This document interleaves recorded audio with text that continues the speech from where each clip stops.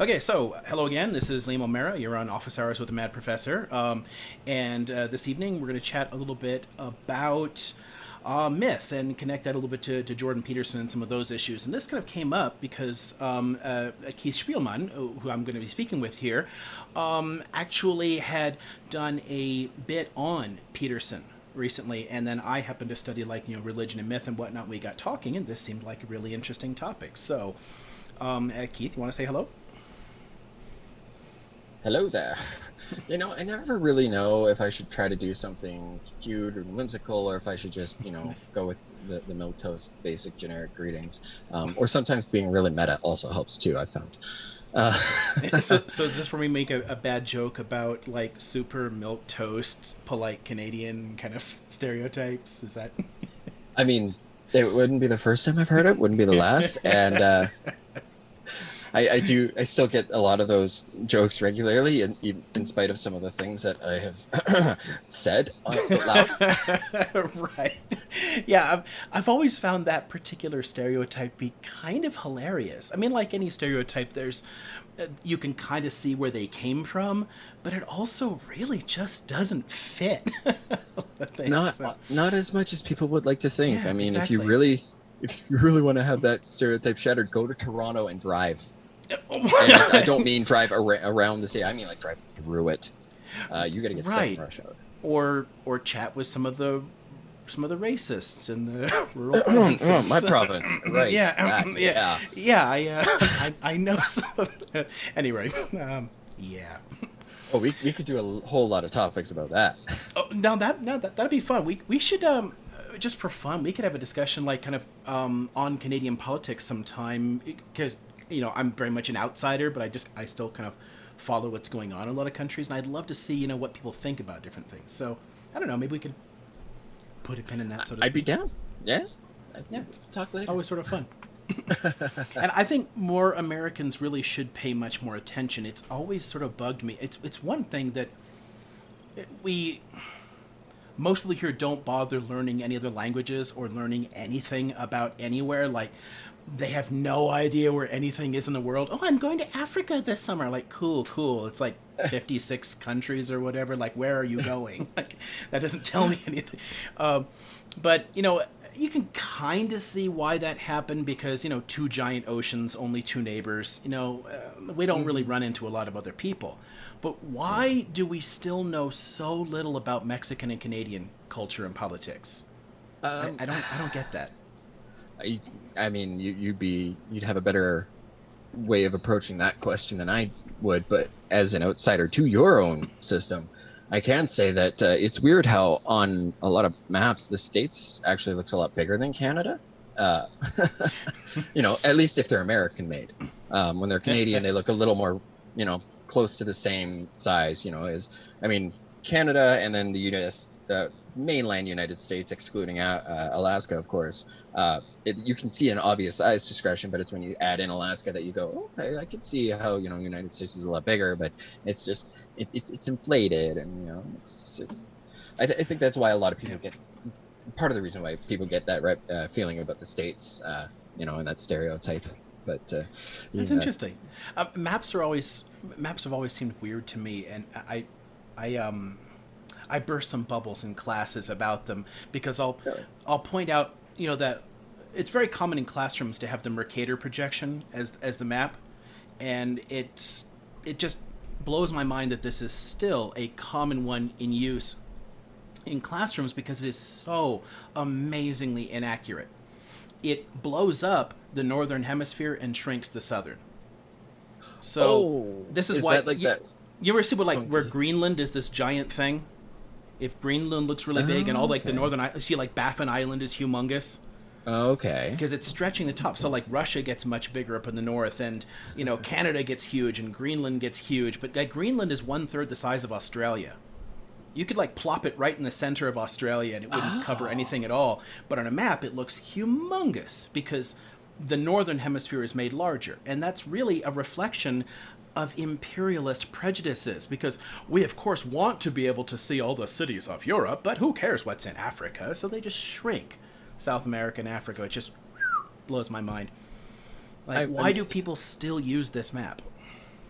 Not to sound like I'm trying to kiss ass or anything. But God damn it! I actually already learned something. I had no idea. I also didn't know it was called the Mercator Projection either. Yeah, I actually had no idea. What was really funny to me is when I went with my wife to visit her family in their country of origin, the Philippines. I was like, oh, okay, we're going to be like, my first time going to the Southern Hemisphere. No, it's not.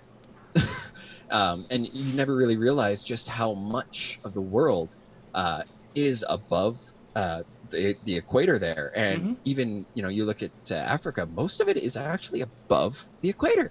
And I Mm-hmm. didn't realize that. I mean, I knew Right.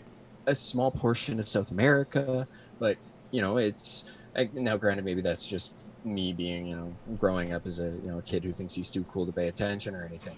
But yeah, it's amazing how much of it is actually in the northern hemisphere, and then the bulk of the southern hemisphere is the Antarctic, at least Yeah, according I to mean, this. it's a chunk of South America, a chunk of Africa, Australia. Mhm. There's I don't know, Indonesia. There's a bunch of Pacific islands. Yeah, most of the land is in the northern hemisphere, which is another reason that they were able to justify doing it that way. But it just because the closer you get to the equator, the more warped the perspective gets, the more it starts to shrink. Mhm. Large parts of even the northern half of Africa are smaller than they actually should be. Hmm. If you actually look at the dimensions. I mean, Africa's bloody huge. Oh yeah. And people just thinking, it's like so much smaller than it actually is. I don't know. It helps to really warp our perspectives, and I think I can use that as a way to transition into our main topic here, because there's something about where you come from, like the culture that you're in, the perspectives that you have, and the particular ideals or biases that you have that really affect the way you take in everything. And something that people like Jordan Peterson will tend to miss is that knowledge itself is constructed. It is developed in a particular place, at a particular time, by particular people who have particular biases, and generally through productive power relations. You don't get an idea put out there that's going to spread and survive if it didn't somehow reflect the dominant power relations.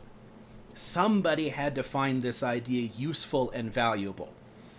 Otherwise those narratives just sort of disappear. We don't have a lot of accounts of ancient Egyptian farmers writing for themselves. We have Yeah. elite records talking about them, and not much at that, because they talk most about kings and gods and things that they cared about.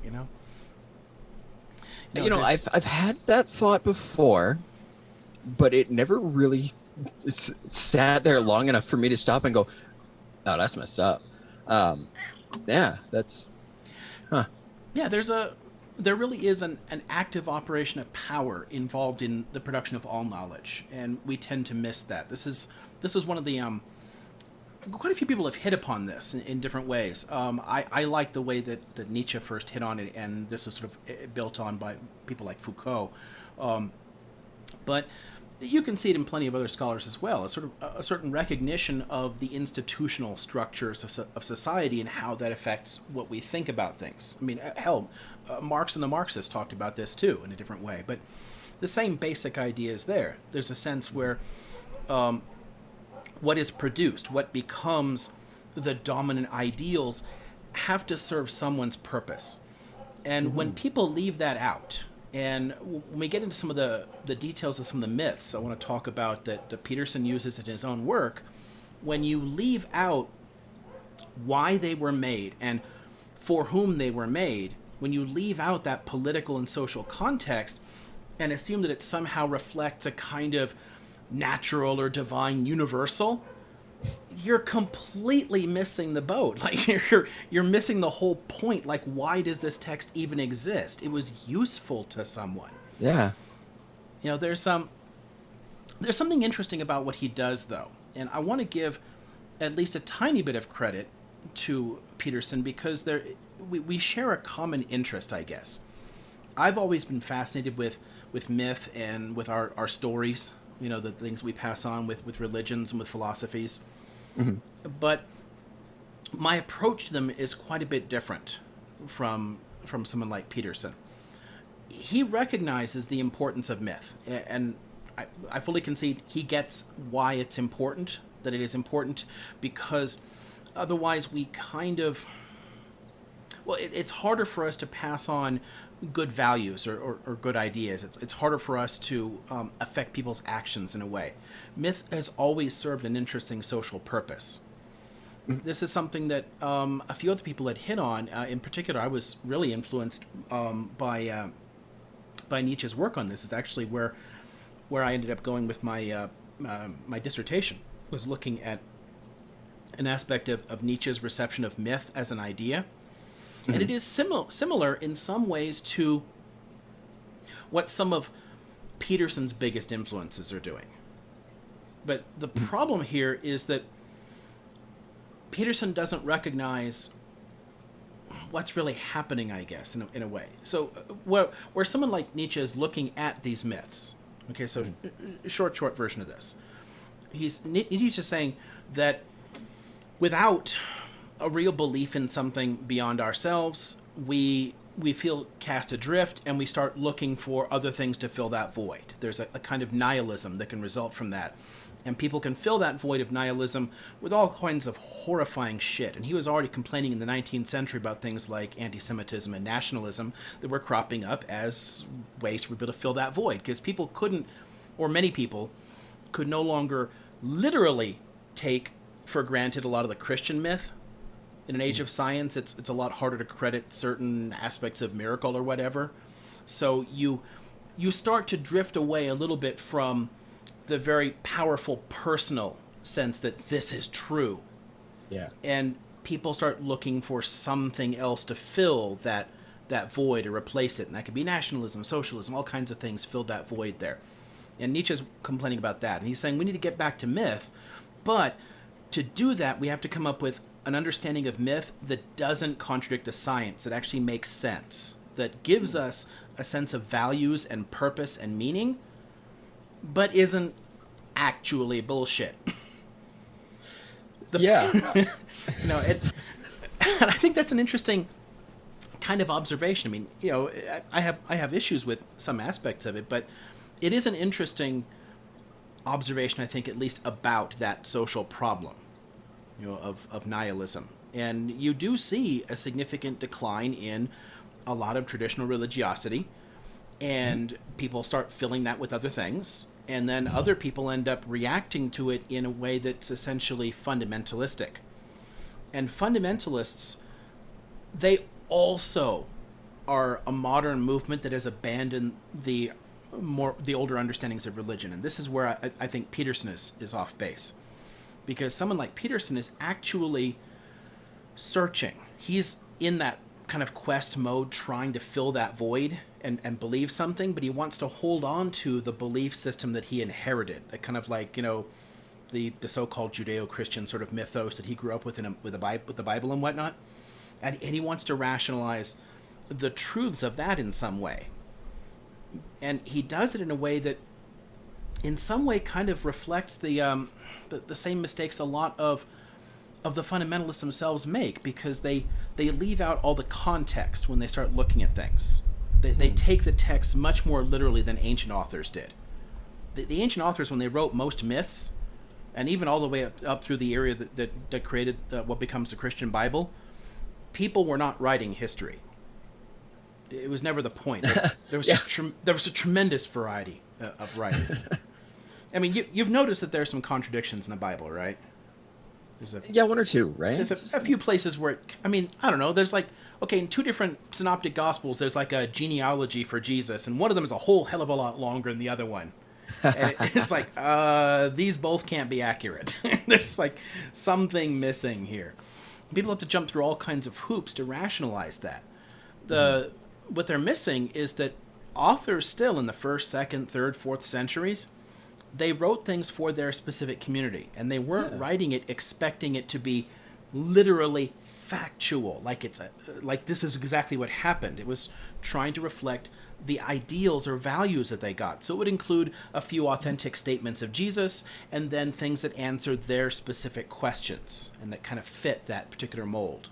yeah, it was in general, and as a non-historian, it's quite obvious that a lot of what was said was about what was going on at that time, not realizing that, a few thousand years later, somebody's going to be using that to try to justify why their people should give them enough money to buy a second private jet, while Yeah, people are starving. right. The funny thing about a lot of that is that myths have always evolved. They've always shifted and changed over time to reflect the Yeah. context of the time in which they're written. They all are written for a specific purpose. To an ancient author, the idea that we would be reading these texts and thinking of them as absolutely literal would make no sense at all. I mean, tons of things that actually made it into the New Testament are completely allegorical. I mean, the book of Revelation is not about an end of the world. It's literally about the Roman Empire. It's like a veiled critique of things that were happening at that time, and people have completely lost, that context. That does make sense. I never would have realized that, because I mean, granted, okay, a lot of what I know of the Bible, I've listened to several different podcasts actually go through and read it, but editorialize and critique. And one of my favorite jokes about the book of Revelation was the sword mouth Jesus. That's so. Anytime I hear Revelation, all I can think is that, and then something about like the giant locusts or horse locusts or whatever, and all of the weird things that they kind of use to describe the monstrosity of the enemy. And yeah, I guess it would make sense that if it was written for the Israelites, then, or Well, it their was written equivalent for a of the Roman people. audience. It was written for Christians living in the Roman world. And it's Okay. discussing things that are actually happening in the Roman world. Right. And a lot of times the specific context of things just completely gets tossed out. I mean, and there's just, I mean, I don't know, we could get totally sidetracked here, but, but at risk of it, I'll just give you like a fun example, one that I kind of like. So people are always reading the story, and they make use of it, and it's become an expression in English, the Good Samaritan. Oh, he's a good Samaritan. He's a good Samaritan.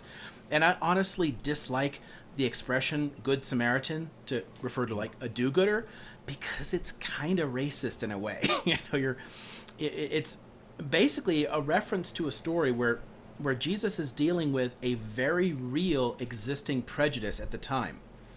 The peoples of Judah, the ancestors of what we would call Jews, right, that are living in Roman Judea, also lived side by side with Samaritans, and the Samaritans were quite numerous still. Today, there's like 300 of them left. I mean, it's been steadily declining for 2,000 years, but for most of the early centuries of Christianity, there were still a whole lot of Samaritans in the world, and Samaritans were widely hated.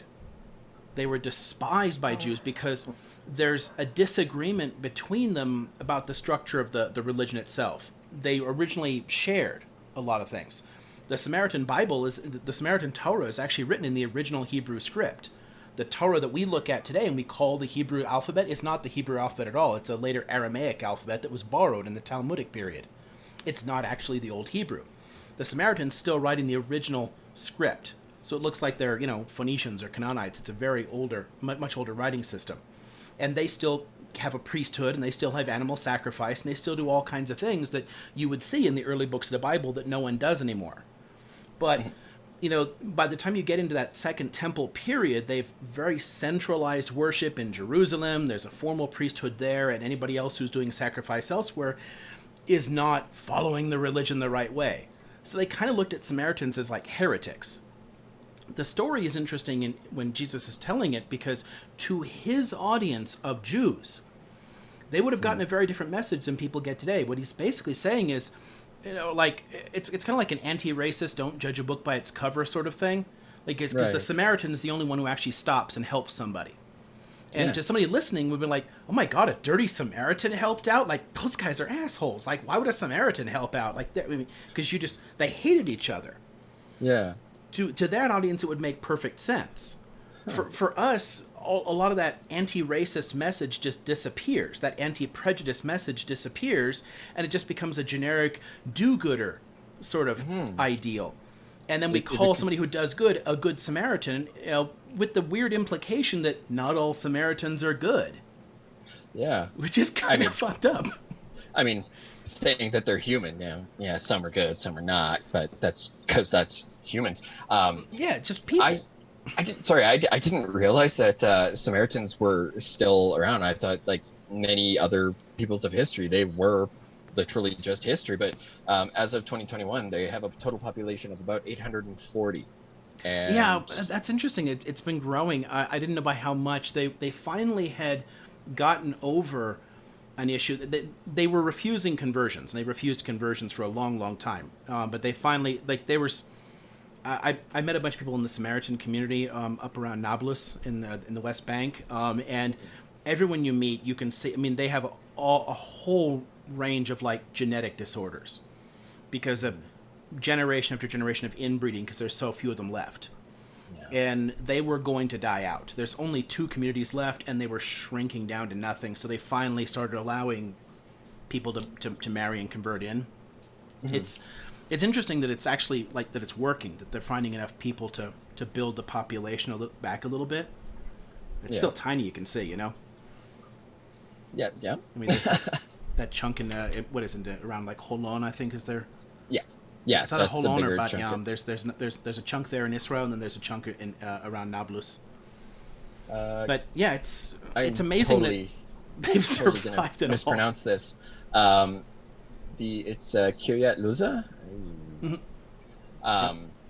Yeah, that looks to be the other main community. That's the village next to Nablus. It's the last Holy Samaritan village, at least according to Wikipedia.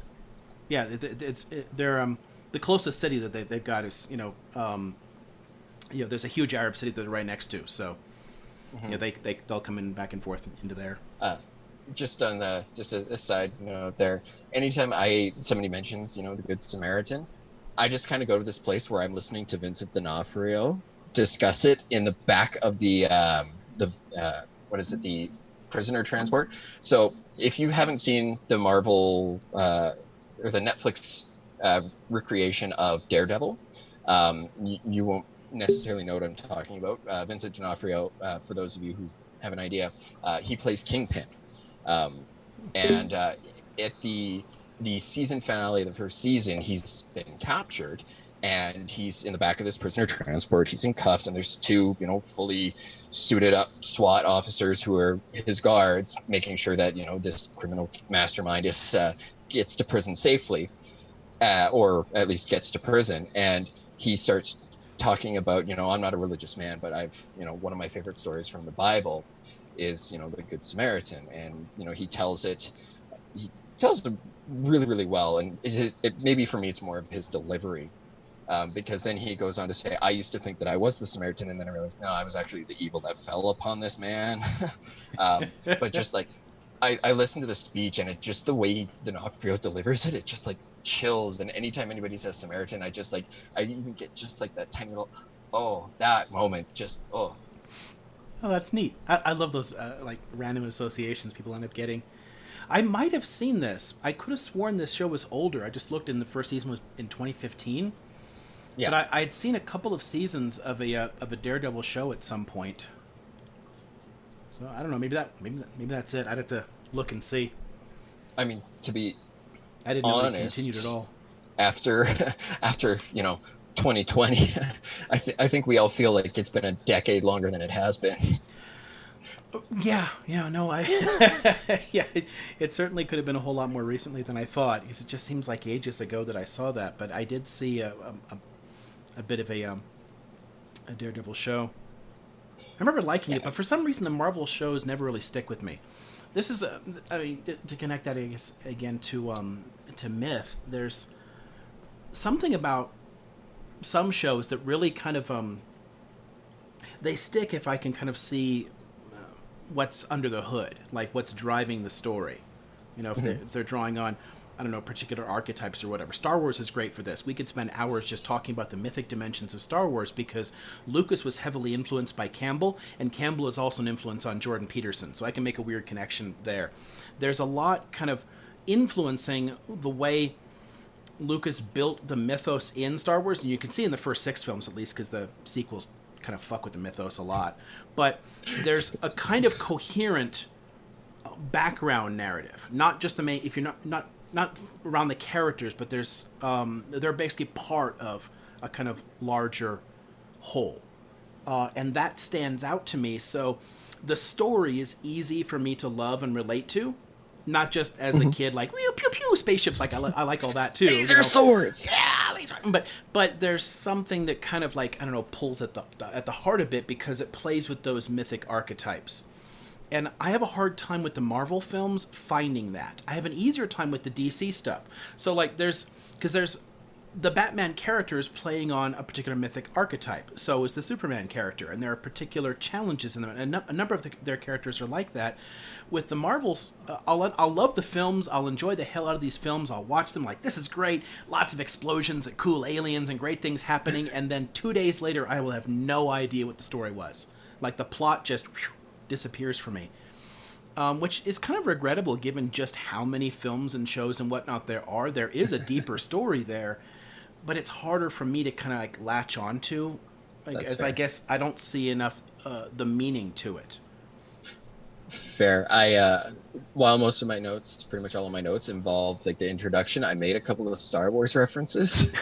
And honestly, yeah, if you ever want to do a Star Wars one of these, you let me know. I'll be there. I love Star Wars. I'd love to. That'd be great. Yeah, I mean, when you're consciously building a fictional world that understands something about the purpose of myth, it works better.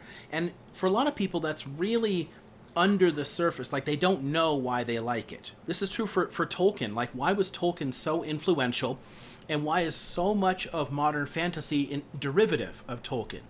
You know, and some of it really badly derivative. You can tell the people who are influenced just by Tolkien and other fantasy, and not by the sources that Tolkien himself used, because he was drawing on epic poems and on mythic narratives, and he was trying to construct a coherent mythos that would match like the languages that he wanted. You know, the way that, like, the poetry would work. Like he had an interesting goal with the languages, and he looked to myth as a way to fit those.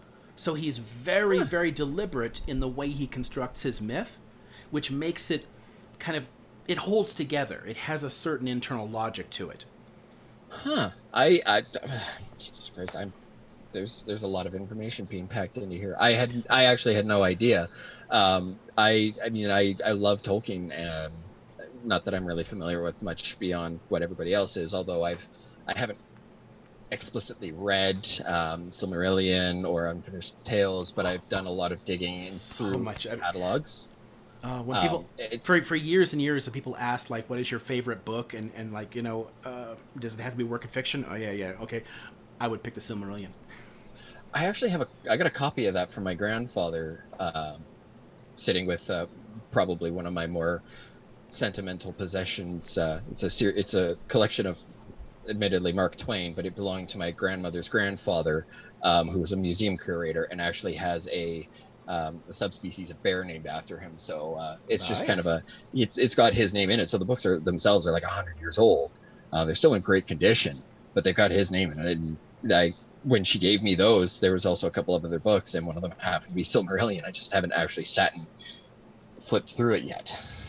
Yeah, totally worth doing. And I was a total geek for this. You know, when they were being released, you know, all across the 80s and 90s, Christopher Tolkien was going through all the papers and released them. So I have like the 12-volume like History of Middle Earth, which is all his notes, kind of put things together. And Christopher took a handful of pieces where there was more of it finished, so that's what you get with Silmarillion, and then Unfinished Tales is a few like longer sort of separate chunks, but they didn't fit into the larger narrative because there's like big gaps.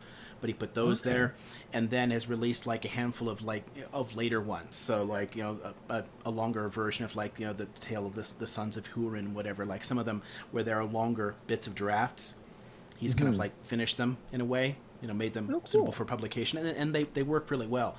And those are interesting to me as somebody who's fascinated with myth and the purpose of myth, because you can see why those stories were created in Tolkien. They're not just pointless background. There tons of things that are just throwaway references in Lord of the Rings are to completely fleshed out narratives from the first and second age, and they influence the actions and beliefs of characters on a pretty subtle level there, which you don't know unless you have the stories, but they were there for him in his head as he wrote it. Yeah. So he could use them to motivate their actions, because that's kind of the purpose of myth, really. It's to guide us. It's to give us a sense of morality, of our place in the world, of meaning. Huh. That's damn. I have a whole new appreciation for Tolkien now. I mean, his words were beautiful, and the way he wrote poetry and wrote poetry from various cultures, and it was just nothing short of fantastic. So that's like, hearing that, I'm just kind of like, the small pieces of poetry that make it into Lord of the Rings. Like, there's so much more than, like, there's one whole volume in the history of Middle Earth is like the Lay of Beleriand, and it's like this giant epic poem about the First Age, and it's written trying to emulate like the epic poetry like Beowulf, like or the I don't know, the Iliad or Odyssey. It's like it's an epic poem, not just a chunk of text. And there's a different feel you get from doing that too. Whenever I have students looking at Epic of Gilgamesh, and I'm like really, really fussy about this in classes, like, do not Google for shit, do not pick any old translation, it has to be this one. And I assign them a version that's a direct translation of what survives of the poem itself, in the structure of the poem, with all like ellipses for like the missing pieces or whatever, so it doesn't fill in the gaps. Because that's what everyone tries to do when they're doing it, is they fill in the gaps and they complete the story. But it has a bunch of pieces missing. And I want them, even with those pieces missing, I want them to get a feel for the passages that survive and read them in the, as a chunk of poetry. Right. It's a different experience, I think. No doubt. Like, I'll admit, I'm not very well versed in a lot of mythology. The most exposure I got was last summer. My wife and I were repainting the house, and I have ADD. I get bored really easily. If I'm doing menial tasks, though, I can, if I have an audiobook or an interview or a lecture going, I'll still absorb a lot of it. But I've also been working as I go. I like having a menial job to do while I do that. It's probably because I fidget. And I found on YouTube this channel called Crash Course. I don't know if you've heard of them. They do. I think I have.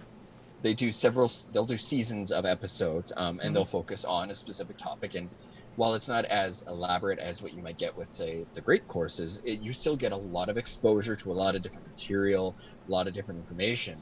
And over the course of 2 days, I burned through 30 or 40 of their 10-minute episodes on mythology, and they talked about the Epic of Gilgamesh. And now, unfortunately, this was about a year ago, so my memory of it is probably really, really messed up and not quite accurate. But if I'm correct, though, Gilgamesh is kind of seen as like the first real kind of myth, right? And like that's the first archetype, or first major archetype. Or it is very early, and it's the oldest extant narrative of its type.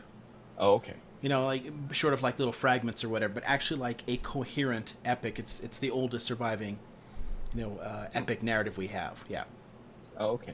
And I didn't realize that we didn't. It was, in order to be complete, it was filled in.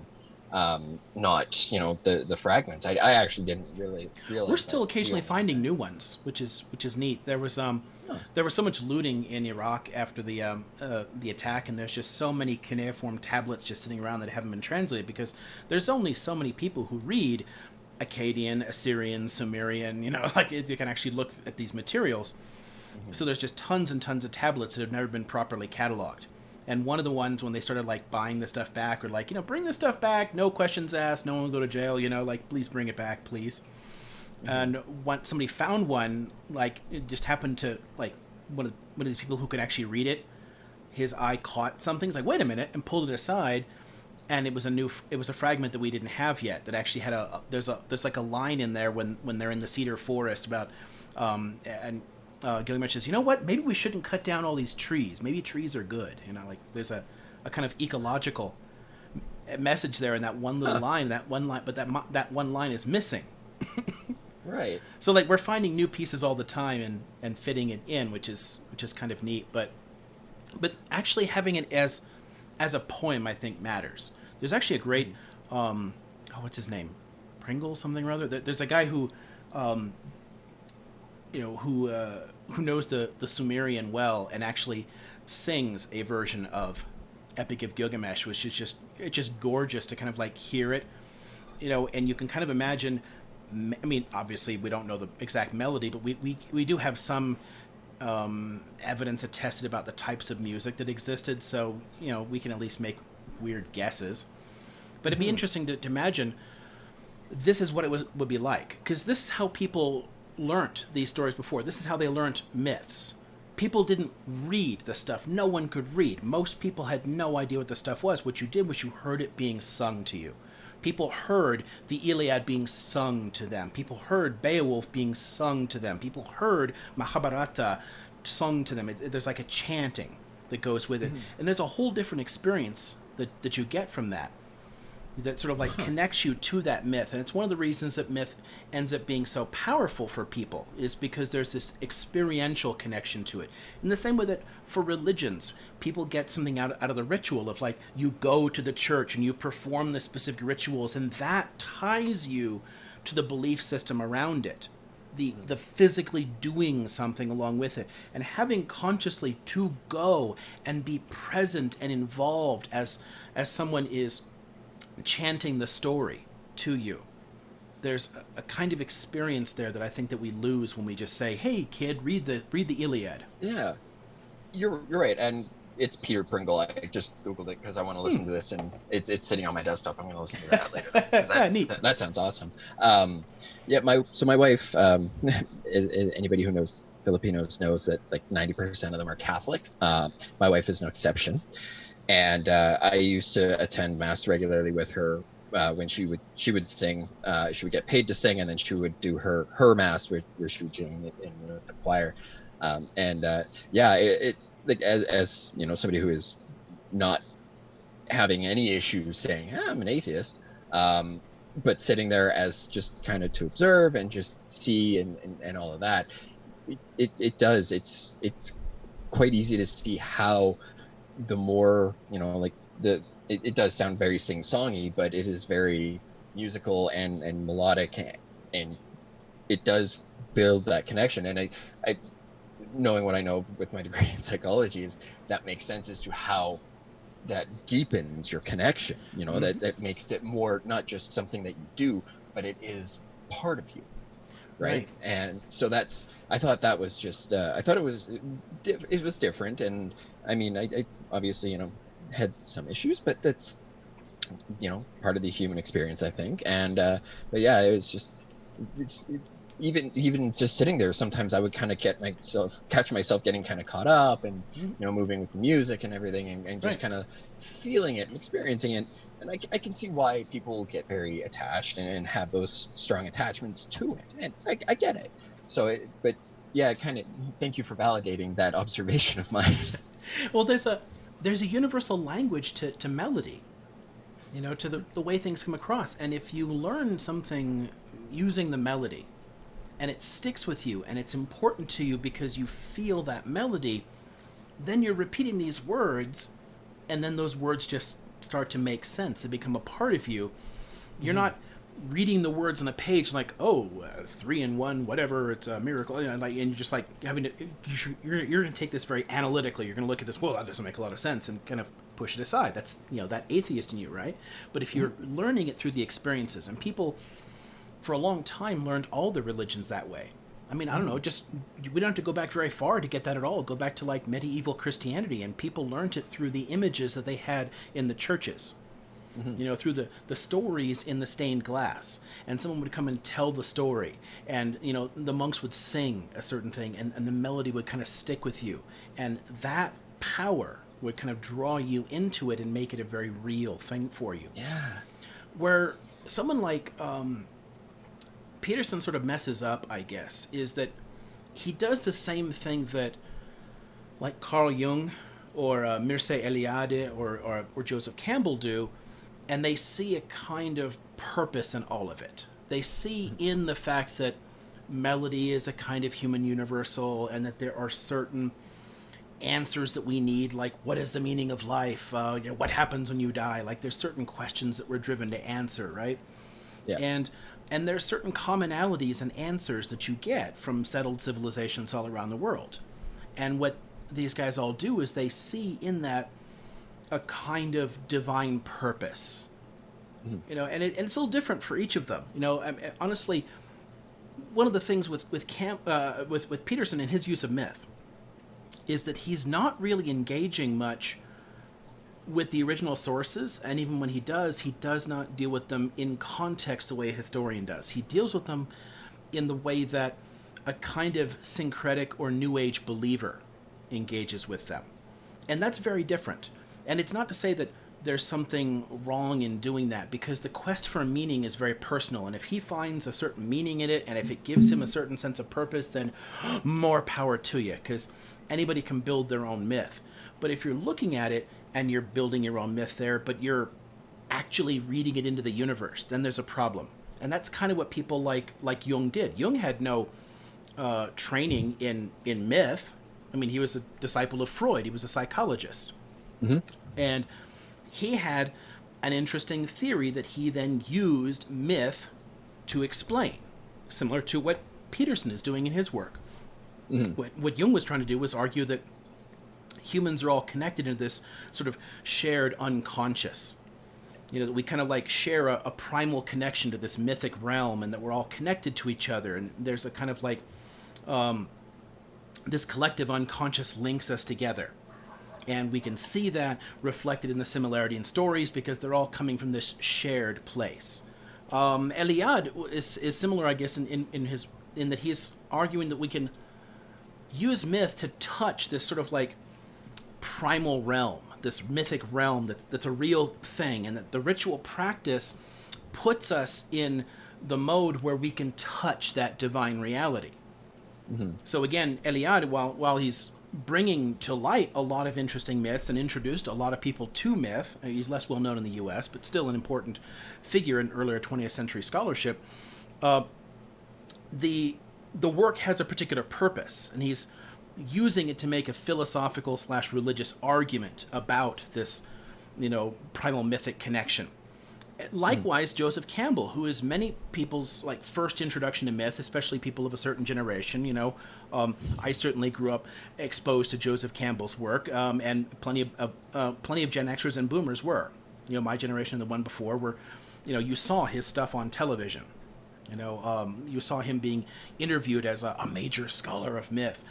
But what's left out there is that while he knows a lot of these stories really well, he's connecting them together in a way that is also profoundly unhistorical, because he had this idea of like a monomyth. All of our myths are really one story.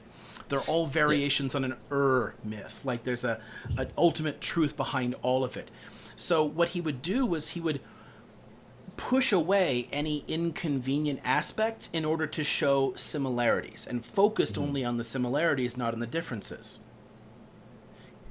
And you could see why this is useful for Peterson, for what he's doing.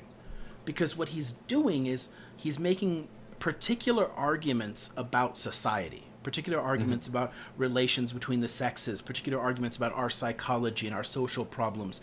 And he uses the myths to try and show that it somehow connects to these human universals, that there are just things that are always the same, and that they're just, we shouldn't try to change that because that's not who we are, or somehow, right?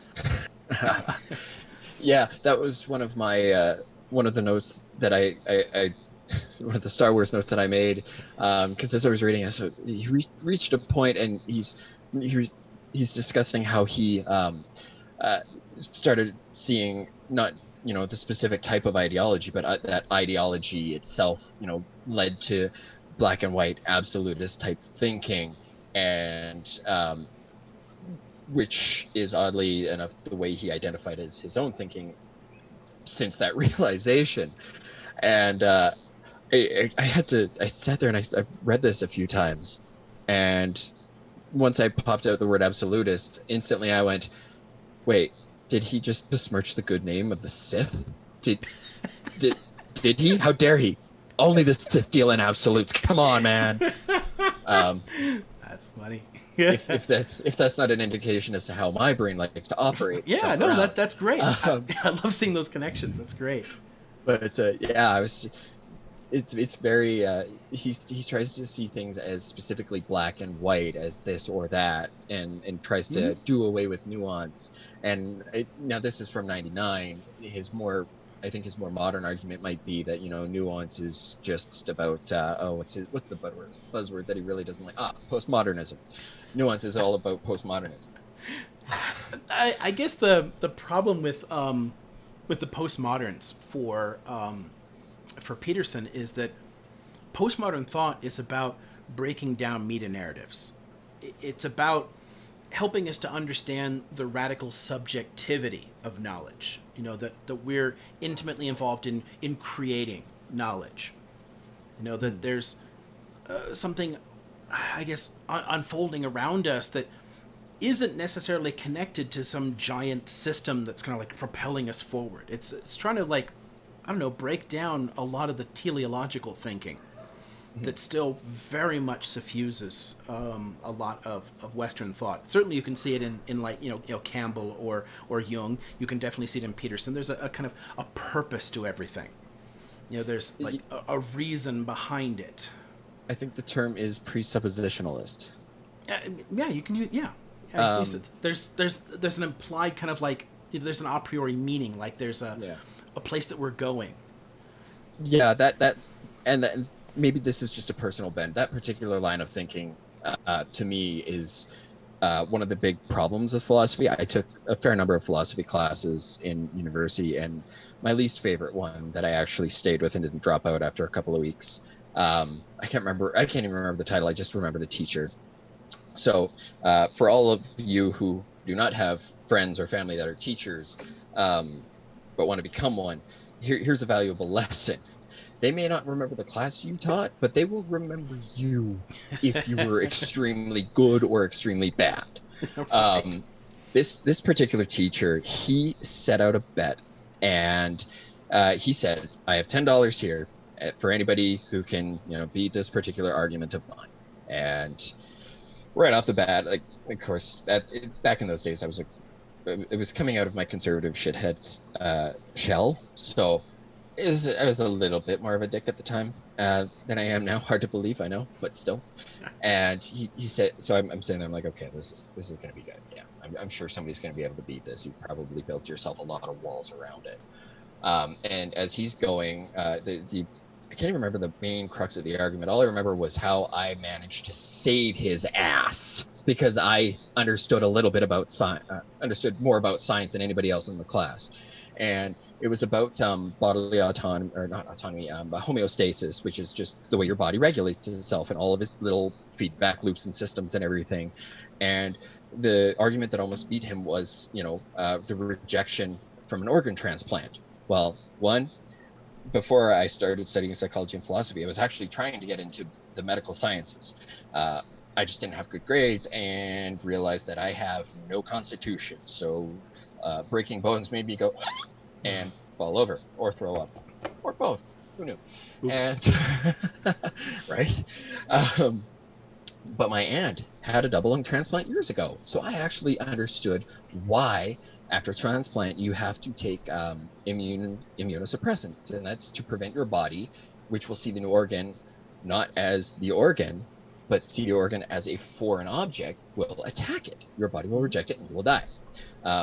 And that was how he had been backed into a corner. And I said, yeah, but the body's main function is that it's trying to protect itself from anything outside. That's why it fights the organ, not because it has agency or anything.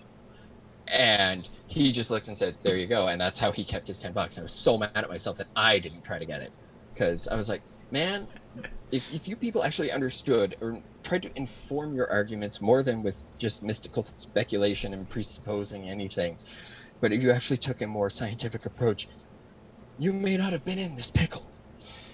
And that's just a big Yeah. problem that I have with a lot of philosophy, is that it tries too much to speculate, and while I understand the importance of epistemology, science has a pretty good methodology. the scientific method. And I'm totally going to shill for one of my favorite blogs if you love science and medicine, Science-Based Medicine. It's run by several very intelligent scientists and science communicators. And the reason they go science-based instead of evidence-based is because evidence can be altered and skewed, whereas science is a process that constantly goes back and reviews itself and all of that. Right. So now that I'm done shilling out for that. And that, I guess, is the big difference between the way that, we're taught as scholars to work through this material, that there's particular empirical methodologies that you have to follow. You have to respect, you have to respect the sources. You have to respect the language. You have to look at the context, what's all happening around it in order to affect your interpretation. You can't take the text and just read it on its own. It doesn't exist somehow in isolation. These texts aren't just birthed out of the universe somehow, boop, but that's kind of what you get when you're trying to squish it all together into some kind of myth, some kind of mono myth. You're basically reading it in a deeply skewed manner. And Peterson will read things in a deeply skewed manner. He'll leave the stuff out. Now, if there's an awareness of what you're doing in building myth, and this is where everything from George Lucas to Tolkien to Nietzsche's work sort of appeals to me, it's very deliberate in the way it's constructing myth, and it knows what it's doing. It's aware that it's creating something in a particular time and place for that particular time and place.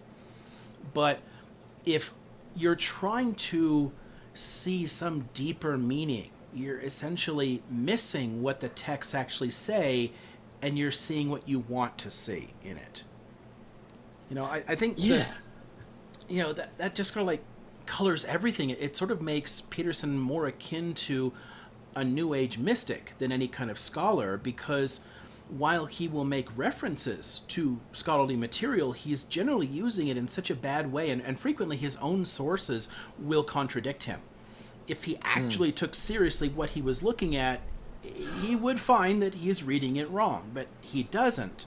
He ignores all the places where they actually try to discuss the context and goes only to the text itself, which makes it in a way akin to what say Christian fundamentalists will do.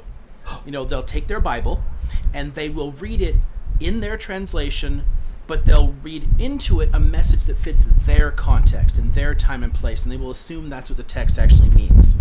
And they'll ignore what the authors actually meant.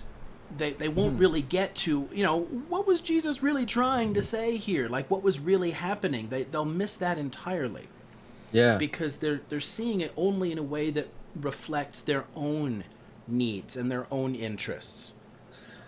That's a beautiful point. I don't know if you saw how excited I got when you said that, because I was like, oh, I made a note about something that really actually I read, and instead of going, haha, I went, oh, you did not. He talks about how he was more of a socialist in his early years at university, and he discusses I wrote to hell with him for bringing Orwell into this. To hell, I say, because he cites Road to Wagon Pier. I don't know if I pronounced Wagon that correctly. He says that basically that talked him out, or that book gave him everything he needed and all the perfect arguments to get away from socialism. And he summarized it. This is his summary. Was essentially socialists did not really like the poor. They merely hated the rich. Socialist ideology served to mask resentment and hatred bred by failure. And I read that and I was just like, I have not read that, but I'm going to go pull up a quick summary because there's some great academic summaries out there. And sure enough, that is not even remotely near what the book was about. Yes, there was a strong push for it, but and I have a soft spot for Orwell, and it's not necessarily because I'm an Orwell fetishist or fanboy. I've actually read some of his essays. I read his Christopher Hitchens' Why Orwell Matters, where he defends him from his critics, from his own supporters, and then everything else. So I kind of have a little bit of a soft spot for Orwell. So whenever anybody tries to use him for their own means, I'm like, hang on, I need to make sure that you're doing this right, or you're going to shut up and you're going to right. Yeah, this is one of the places where I have massive disagreements with Nietzsche's understanding of socialism, because that's how he understood socialism and anarchism, was as built on, he used the French ressentiment, on resentment, that it was just resenting the rich and resenting these sort of natural supposed hierarchies. And you can kind of see why Peterson would be attracted to and would occasionally use Nietzsche in his work, because it does have those weird hierarchical elements, but it's hilarious when I see right wingers using Orwell like that, or they'll point to like Animal Farm or 1984 and say, "Look, this is a perfect explanation for why socialism is bad." And I'm like, you do understand that Orwell was a lifelong committed socialist. When he wrote these, he was a socialist, and when he finished writing them, he was still a socialist. These are not arguments against socialism. My old man, and I have a series of tweets that I typed out years ago that I've kept, because I actually want to put it into proper writing about that, because my old man is where I got a lot of my old conservative views from. And he would always quote, some animals are equal, or all animals are equal, some are just more equal than others, as an argument against socialism. And I read the book. We were actually on a flight back from Mexico, working at doing some charitable work at an orphanage of all damn things, when I found my copy of Animal Farm. And I didn't realize how short of a book it was, so I actually ended up reading it on the flight from Los Angeles back to Calgary, and read through it, and I love the book. I think it's a great book, and I saw a lot of parallels, but I'm sitting there, I'm like, this book is not really about the evils of socialism. This is like this is, and then as I read later, was more Stalin era communism, and the corruption, and the fact that it was communism for some, and then the gulags for everybody else. Right. What it is it's a critique of power, not of socialism or communism itself, because absolutely, Orwell himself is literally a communist. He's sympathetic to anarcho-communism, but he's writing these books as a critique of socialism as a socialist, and this is what they miss. And it's again very much fits the topic that we've got here, because what people are doing is they're reading these books out of context. They're taking them out of the context of the internal critiques of socialism, arguing against the accumulation of power and the kind of the inner workings of the party. The party isn't supposed to be what it's all about. It's supposed to be the fucking people that are supposed to be empowered. There's supposed to be a kind of direct democracy there, but instead it's the vanguard and the party, and some animals are more equal than others. It's a critique of Stalinism, and they totally miss it. Over and over again, I get ANCAP types, the hard libertarian types, see, look, Orwell told you why socialism is terrible. No.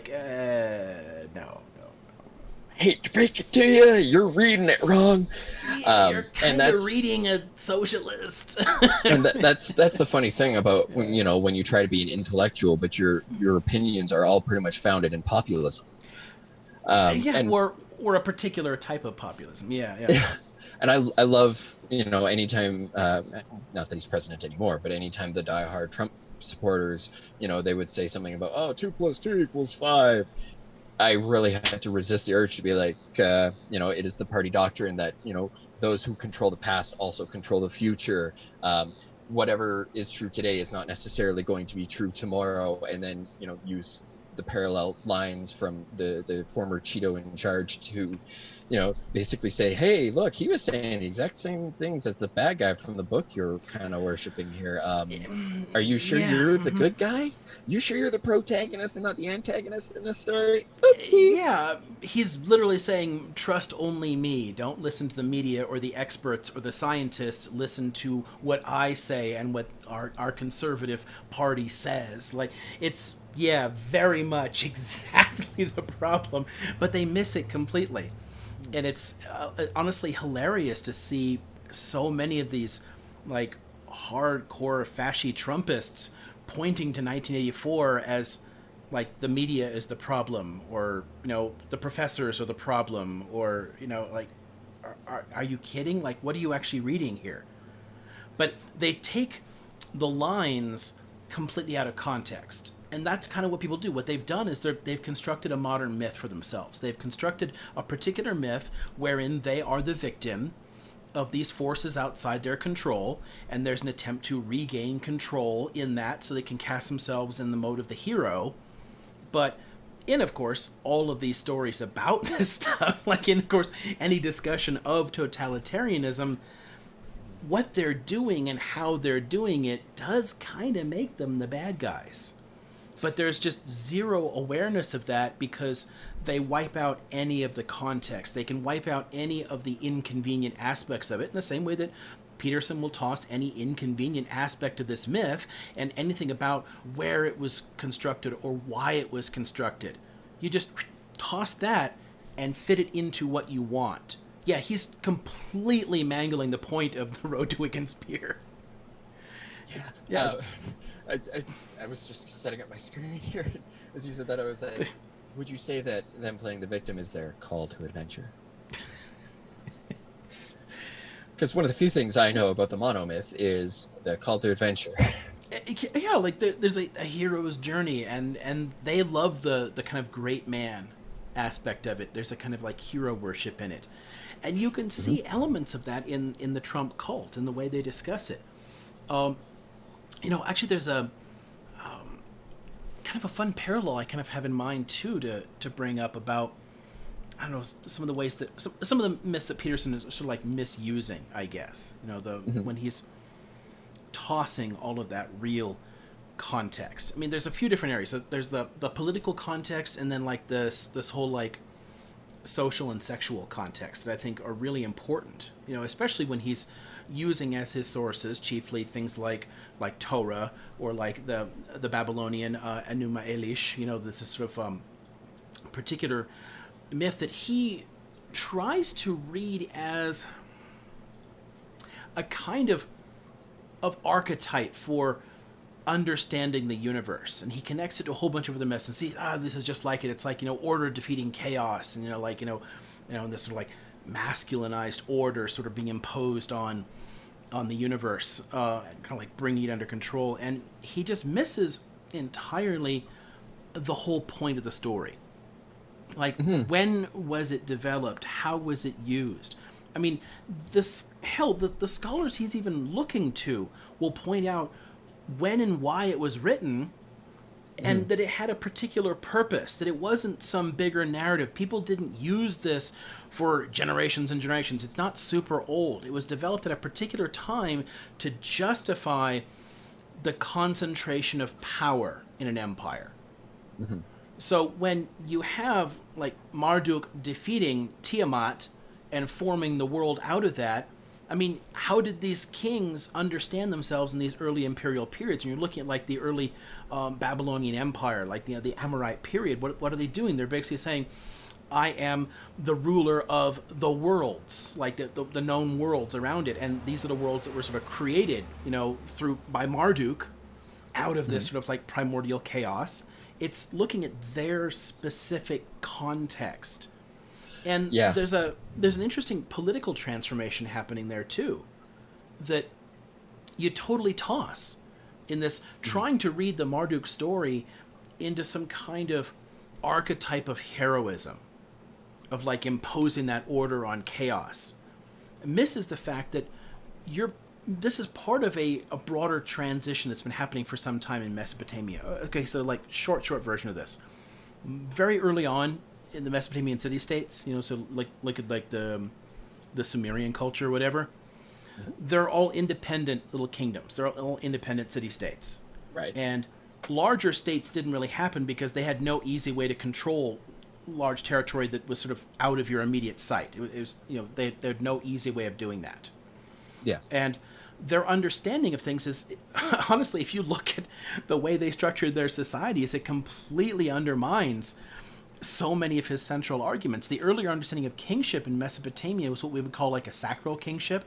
The king was the high priest, and they had a temple economy where the temple literally controlled the lands around it. The food came in, and they distributed it to people. So it's, I don't know, kind of socialistic. Everyone sort of worked the land. The food was brought in and stored centrally. The priest kept track of how much was there and doled it out. Bushel for you, bushel for you, bushel for you, and gave everybody food to make sure it would last through the winters.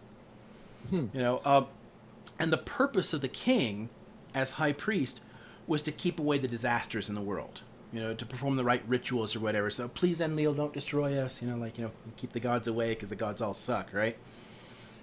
There's nothing like the kind of big beneficent gods or myths that he would understand, like the Peterson would understand. That the gods were understood in Mesopotamia to be genuine assholes who did not care about us in any way, shape, or form. There was no, like, concern with whether or not you're a good person. Keith, are you a good person? Are you going to go to heaven? No, because you are just dirt to me. Humans, I mean, if you look at, like, the Atrahasis epic, you know, the myth there, sort of like an early Akkadian text, sort of describing, you know, how people were created in the world. We were basically created for donkey labor. Like, the lesser gods were tired of digging the canals to control the river, and they said, can you just, like, make us some dumb slaves to do this shit for us? And they're like, cool, and then we'll just make you some dumb people. And then there was just people, and they didn't give a shit. And when the people reproduced too much and got too noisy, Enlil said, I'm going to wipe these motherfuckers out, and just sent a big flood and killed a bunch of them. They didn't care at all. There was no rewards. There was no justice to it. When you die, you're basically stuck in this permanent state of formlessness. Like, it was literally, life sucks, and then you die and it stays sucky forever. And it didn't matter whether you were good or bad. So, sorry, it's something's just ringing in the back of my head. Yeah. Is that sorry? What was the myth you said? Which one? About creation, the creation of the people. Yeah, Atrahasis. With the Atrahasis. Okay, and then the that Atrahasis epic has the discussion of, like, the creation of humans and why they were made, and this wipeout here, and it's kind of like a Noah-y type figure. Atrahasis builds a boat, saves his wife, and then they get to repopulate afterwards. You're figuring out my point before I even say it. Yeah. No, there's a passage. There's one of the Gilgamesh tablets has a version of a story like that. It's done very differently, but there's a version of the story. People, I give discussions a lot on destruction myths in general too. Like, and this is a good one to use for that because you can see variations on it.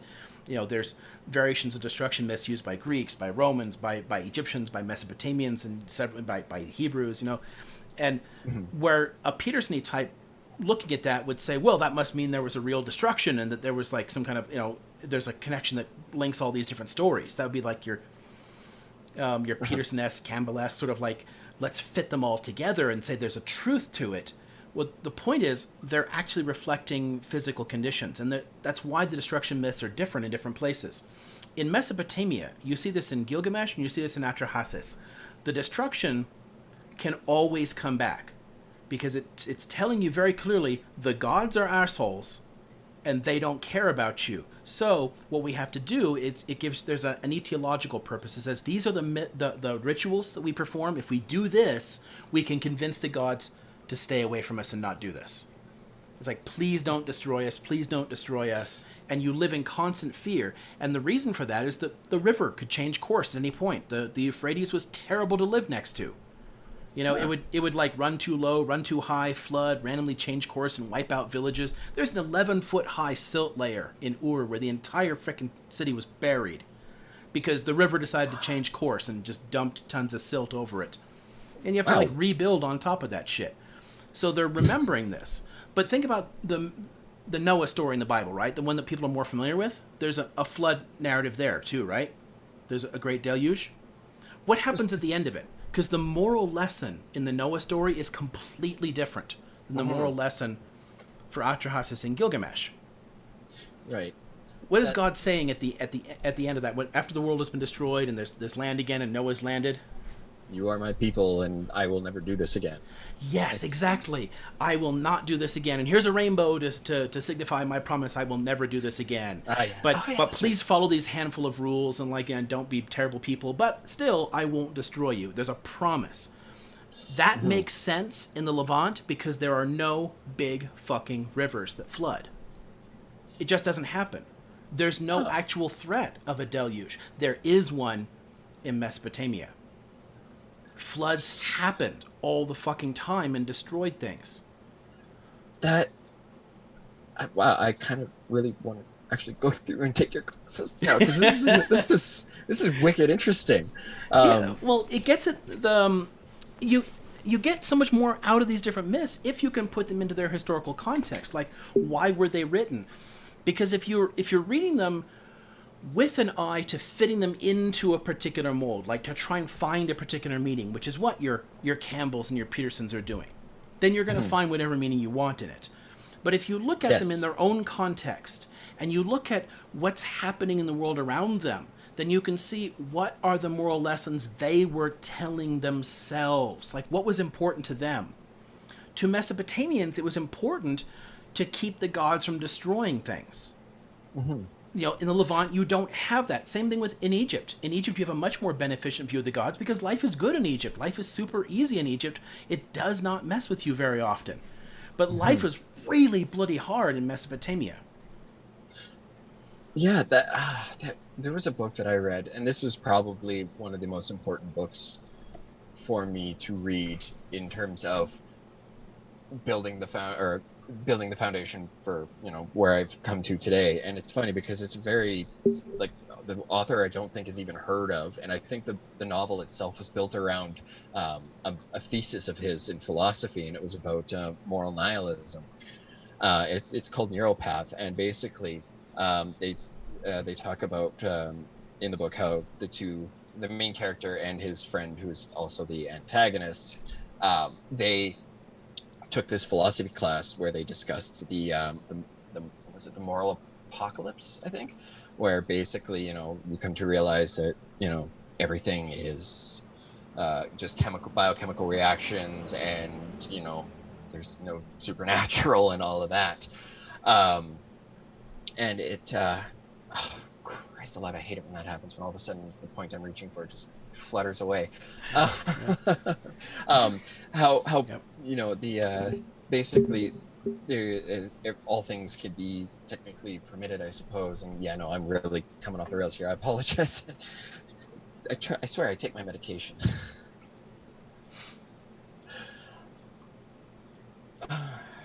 Yeah, no, I completely forgot. Who had that? Was that I think it's Dostoevsky who's asking, like, if there's no God, then all things are permitted. I think there's this whole conflict around that. One of his is it in the Brothers Karamazov? I can't remember now. I'll take your word for it. Don't take my word for it. Okay. Well, I'm gonna pretend I didn't just embarrass myself and let you take reins again. It is an interesting a question that people run into, and honestly, I can connect that to Peterson's work too, because there is a fear. There is a fear of exactly that type of nihilism, and it's what drove people like Campbell, like Nietzsche, and like Peterson to answer that question. If there is no ultimate truth, if there is no myth that links all things and gives purpose to life, then it will be nothing but chaos and nihilism and Yeah, I realized where I sidetracked myself. I was trying to get the terms right. So it was called the semantic apocalypse, and basically mythology was a great way for, you know, ancient peoples to explain the world that they saw around them. You know, they didn't understand how hydrocarbon combustion reactions work. They didn't understand plate tectonics, so they didn't understand, you know, lava flows or things like that. Everything that they didn't understand, they tried to understand, but because they didn't have the same knowledge we do, they did it with what they had at the time. And so that's why, you know, like, you take a look at the polytheism that is the Greek pantheon. You have all these different gods that do some task. You know, you've got a god that's in charge of bringing the sun up and sun down every day. You've got a god that's in charge of, you know, agriculture, a god for weather, a god for war, and all of that. So it's, you know, it makes sense when you, like you were saying, when you put it into its proper context. You base it off of the people who wrote the damn myth, who lived by the myth, who used that as their way of understanding. You know, that's how you're really going to get the most out of it, instead of just trying to sit there and, you know, pick apart and cherry pick and go for what works best for whatever point you'd like to make. This is one thing that I think is fascinating about myth itself and the mythic imaginary, is that ancient polytheism is an intensely practical exercise. And you don't get that if you look at a lot of myths or religions out of context. You read them after, like, who the hell would believe this weird shit here? But they were trying to deal with things in the world. Like, there's tons of random predictions that exist. And, you look at, like, the astrological systems in Mesopotamia. If it rains on the 5th of Av, the king will die. And, like, well, that's a weird kind of, why the fuck would you say that, But if you think through the context, okay, it's raining, the crops are already planted and growing, it's going to wash them out and destroy them. If there's no crops, there's famine. If there's a famine, there's going to be a revolt, and they'll probably kill them. It makes a certain sense. It's a way of trying to make sense of the world. Who was the Chinese emperor that their they of course were elevated because that signified their power, and then it got hit by, what was it, a meteor? Yeah. What better way to say the gods are pissed off at you than something from outer space hitting your house? Yeah, and you would see an event like this and you would absolutely have to try and explain it. Yeah. And that's the thing about myths, is that they're all attempts to explain things, but they're not doing it in a way that we would really recognize. And it's certainly not the way that fundamentalists would recognize, because they aren't intended to be, this is literally what is. It's a way of understanding it. And generally speaking, any good myth, any myth that survives beyond the events that gave it birth, survives because it has a particular morality to it. It has certain lessons that are useful to it, and or it has particular etiological aspects, like it's explaining a particular function. Daddy, why do we have to go to the temple and sacrifice? Well, if we don't go to the temple and sacrifice, son, then Enlil will fuck us all up again. Oh, okay. Like it's like it's there. It explains why you do something once it's become a social pattern. But the better ones all have a kind of moral aspect to it. They're telling a story, and that story fits that culture and time. And when we take it out of it and we try to find our own lessons to it, we have to understand that we are projecting into it, that we are creating a new myth with it. If you're very conscious of doing that, like someone like Nietzsche knew what he was doing in making up his myths, then okay, that's fine. But if you're doing it in a way that sort of assumes those truths are already there and you're only uncovering them, like a Peterson, then you're engaged in something that's actually intellectually dishonest. You're reading into the text something that is simply not there, because the meaning that people at the time took from it is completely different than what you got out of it. Like his use of Enuma Elish to make some point about the structure of the universe and this fight over chaos, and that arguing that this is reflecting this more important archetype. No, what it does is it explains a particular seizure of power as you're moving from older forms of sacral kingship to more and more centralized territorial states with an idea of heroic kingship.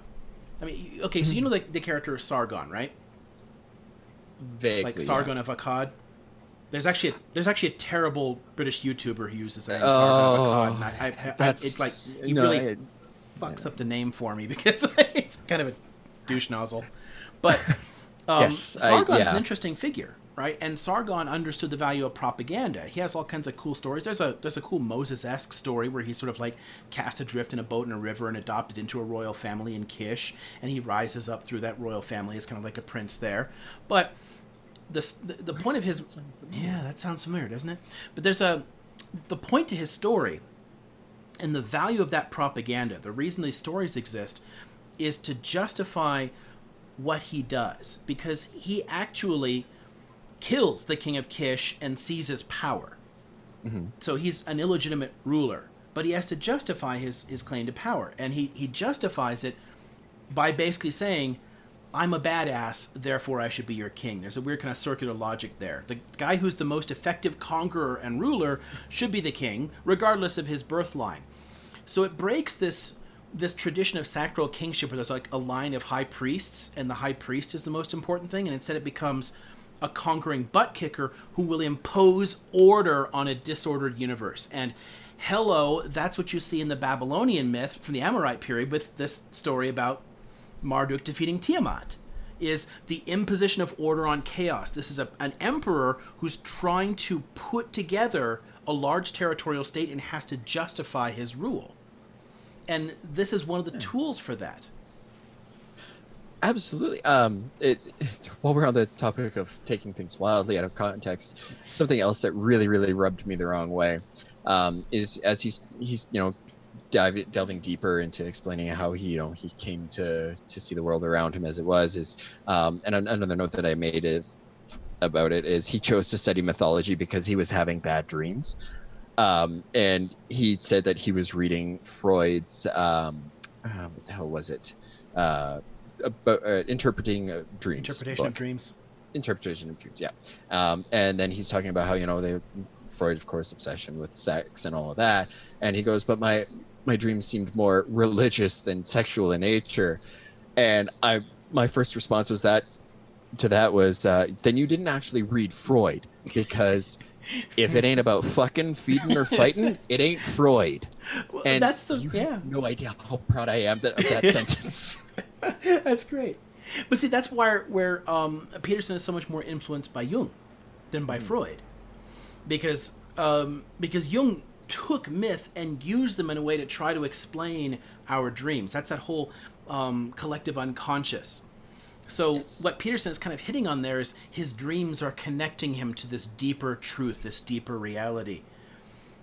And that's basically the genesis of a myth maker, not somebody who's actually trying to find what these things mean. He's creating a meaning for himself. I think 2,000 years ago, he might have seemed like a prophet. Yes, exactly. And that's what people do, is they put these things together, they give them a particular meaning that fits their time and place, and he serves a useful function and helps a bunch of, a bunch of douchey guys who might need somebody to tell them to clean their room, and he's giving them something valuable in that, but he's packaging it in an interesting kind of myth. Mm-hmm. Now, again, if he was conscious of that, I wouldn't mind at all. The fact that Nietzsche's conscious of spinning bullshit is one of the reasons I find him kind of interesting as a human being. Peterson seems completely oblivious to it and seems, like Jung, to believe that there is this kind of deeper shared reality. And it causes him to toss all of the context in the stories that he's reading, and add his own meaning to them. I mean, there's a kind of justification of power being made in this text, which is literally a piece of political propaganda.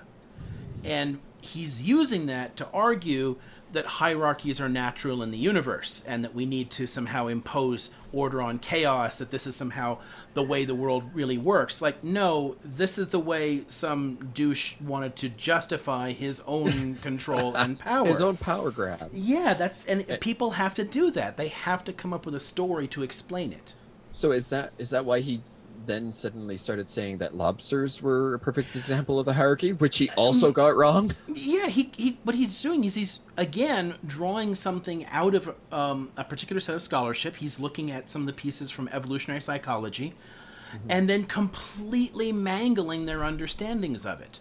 And misapplying them. One of the things I think that's so fundamental about the whole lobster issue there and the justification of hierarchies that you find with a lot of these Peterson bros and ANCAP types or whatever, is that they're missing the difference between natural and unnatural hierarchies. A natural hierarchy would be, okay, so give you an example here. So say there's a group of friends, right? So say we all go out as a group of friends. There's 5 of us, we're all out there. Some of us are kind of along for the ride, and some of us are interested in giving direction to what we're doing. So when somebody says, hey guys, what do you want to do? Someone says, I think we should go there. And other people are like, yeah, that seems like a good idea. Like, you're kind of falling behind a particular leader type, right? Groups tend to develop particular relationships. Someone tends to be a bit more dominant in a relationship. This is true among friends. This is true in romantic relationships. This is true in work environments. People will kind of take charge in your project, and other people will just kind of okay, I'm content to just be part of the team. Yeah. And that's natural. Yes. We all have different personalities. There's nothing wrong with that. An unnatural hierarchy is one that's based around social structures. So someone who inherits a kingdom did nothing to deserve the power that he's got. Just like somebody who inherits wealth did nothing to make him a fundamentally better person than someone who was born poor. but it gives them a tremendous amount of power in the world. It creates a hierarchy, but it's not a hierarchy of merit, and it's not a hierarchy amongst, natural competing critters, like, say, a generation of lobsters or whatever. That's beautiful. I like the way you laid that one out. Well, so the analysis of social structures is sort of natural to what I do for a living. It's actually one of the reasons that people who love Peterson also tend to hate any kind of critical theory, in the same way that they hate postmodernism, because it's teaching you to critique power structures and to understand how power structures operate. And what they want is simply to rationalize power structures. They want to assume that the world in which they live is the way that it's supposed to be and always was.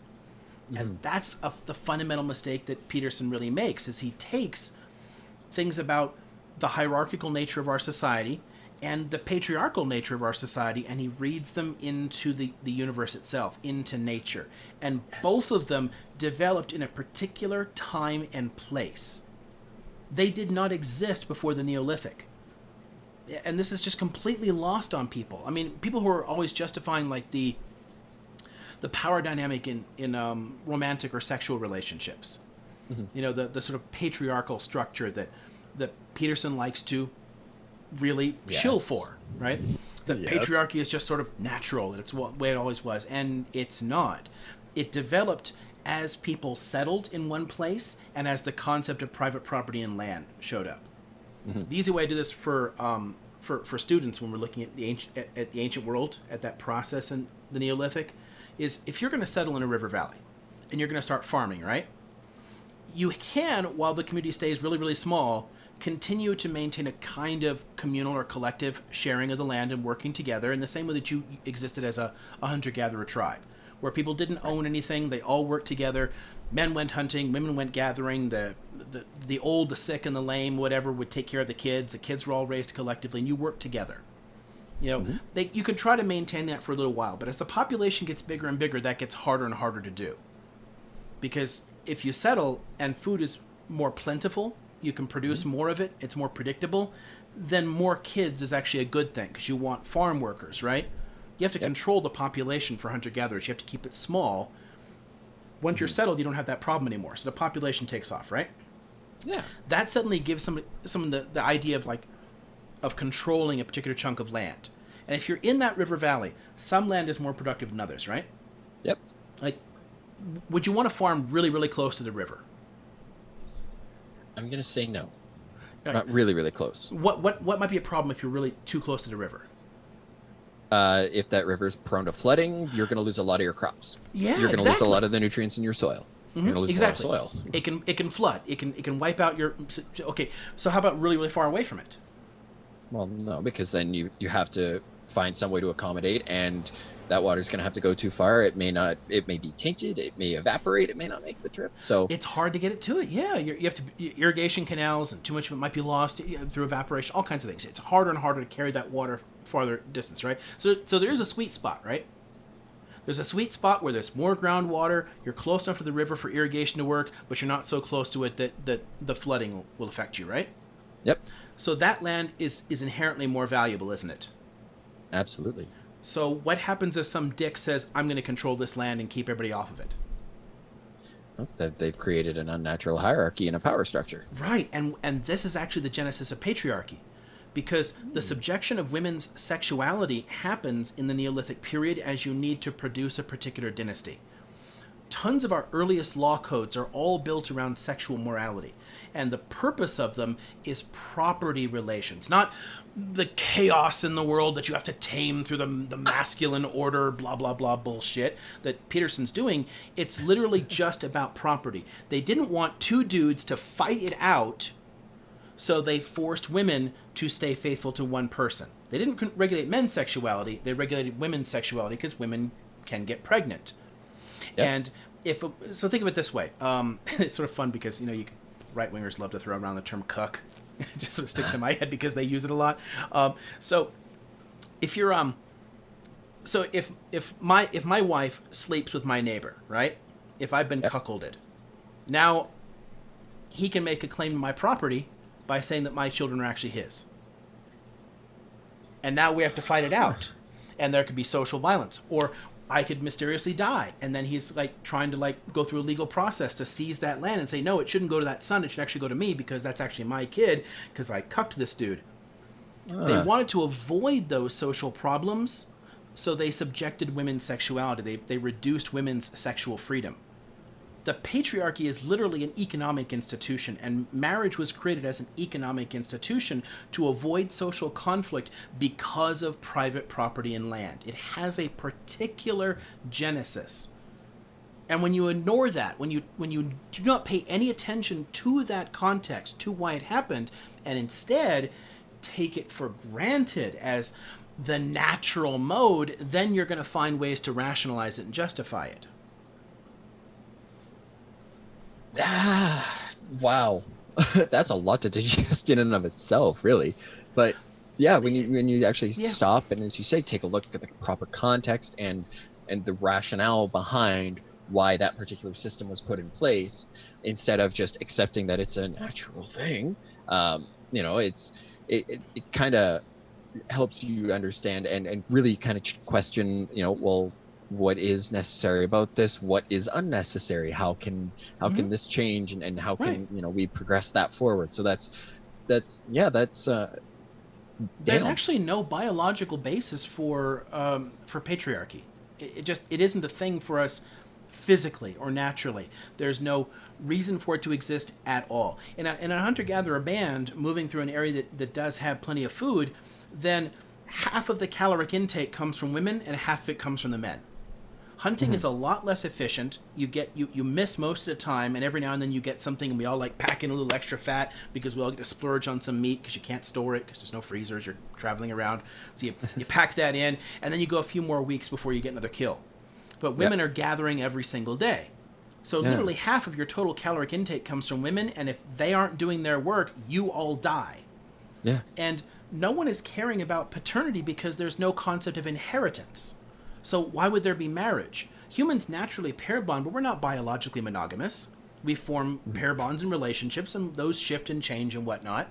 And if there's no question of ownership of anything, then it doesn't matter if there are multiple relationships either. If she has 2 committed relationships, who cares?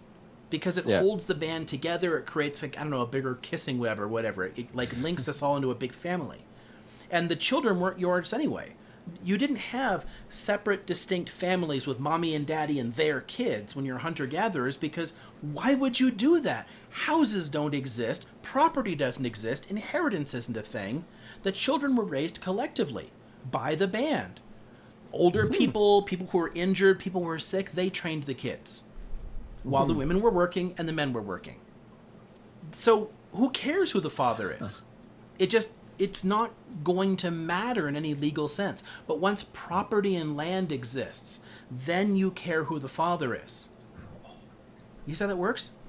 So every place that humans settled, every place that they settled and became agricultural civilizations, patriarchies developed. So it just occurred to people. Like, you put people in particular, and this is something you just, I don't know, there's a way in which if you put people in similar circumstances, they will make similar mistakes or whatever. I mean, it's just, humans are humans, right? Hold on just a second. Media man. Cats are being mischievous. As they are wont to do. Yes. But so it just sort of, I guess, the situation convinces men to be dickish in a very consistent pattern. Like, we're going to fight over this land. So in order to avoid the fighting that we would do, you impose laws and women lose sexual freedom. Wow. It does make sense, and it does definitely parallel the whole notion that, no nation has ever suffered by giving women control over their own sexuality, right. And I haven't quite worded the whole thought process out, but essentially it's, like this whole clinging to these traditional roles are really just a fear of a loss of power, really, and which is really even more confusing, I guess, when you see, you know, the internalized misogyny coming from women. Is, you know, oh, I you know, I'm still empowered by staying home, and it's like, okay, well, that's great, but that doesn't mean that that's the only way to be. You know, like, you could be a woman and you could have a man who does that stuff staying at home. You could be a woman who has other women staying at home who does this. You could have somebody who doesn't identify, you know, all of that sort of thing, and still be a woman. A woman is not defined by who she associates with. You know, she defines what a woman is by how she as a woman is. But that internalized misogyny you mentioned a second ago, that's honestly, that gets to the heart of why myths work and the purpose of myths. Because if you can pass on a story that teaches a particular morality, that reinforces the particular social structure, people will subjugate themselves.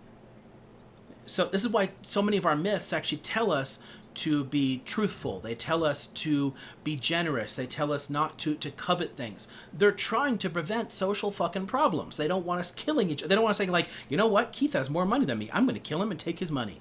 Well, we don't want that to happen, so I'm going to create a moral system that reflects what would be good to do in this society. Don't kill Keith for money. You learn certain things, that. Right?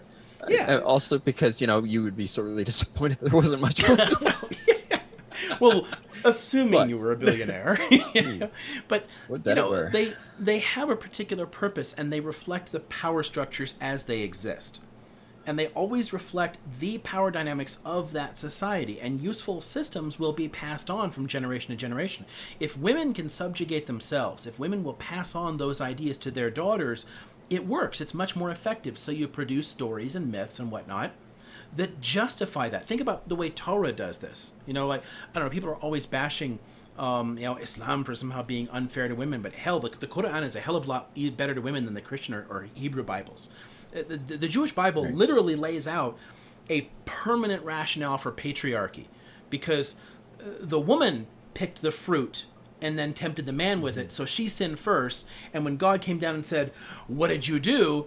the dude said, "She did it. She made me do it." And God bought it. God believed it and said, "What did you do?"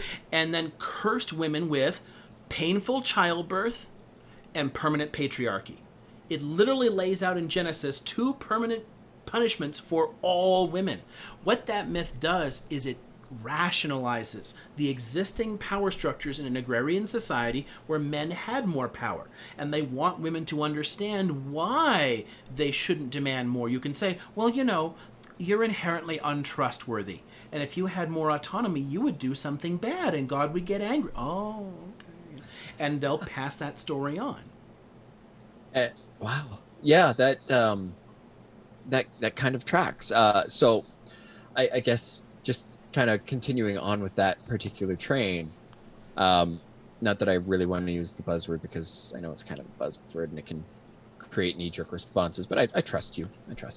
What would you say then is like that mythology, but with, say, the free market or capitalist systems as we see it, specifically in North America? How do you mean? Like, like for the conservative redneck types, basically, to use stereotypes. So basically, like the blue collar workers who, you know, they're anti-union and they hate tax. Basically, blue collar libertarians, essentially. Right. Yeah. See, it depends on the stories that you hear and the social structures in which you live, like the power structures in which you live. So, I don't know, if you go back to the 1890s, you know, 1900s, 10s, 20s, 30s, you saw a massive amount of agrarian populism and agrarian socialism, where people all understood that the bankers were fucking them, the bosses were fucking them, and they had to work together against that power structure. Mm-hmm. And they did. And what did they do? We ended up creating the New Deal system, which restrained American capital.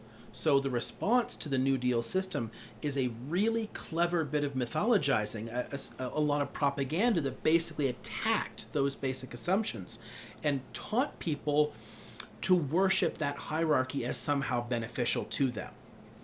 So it works because it's a myth. And you had different myths before. People had different types of liberation myths. You can, for example, look at the way that people would recast the Exodus story in the Bible as a kind of narrative of liberation. It's literally not. I mean, in context, to the people for which it was written, it was literally saying, I want y'all to go from slavery to this guy to slavery to me. Let my people go so that they may worship me.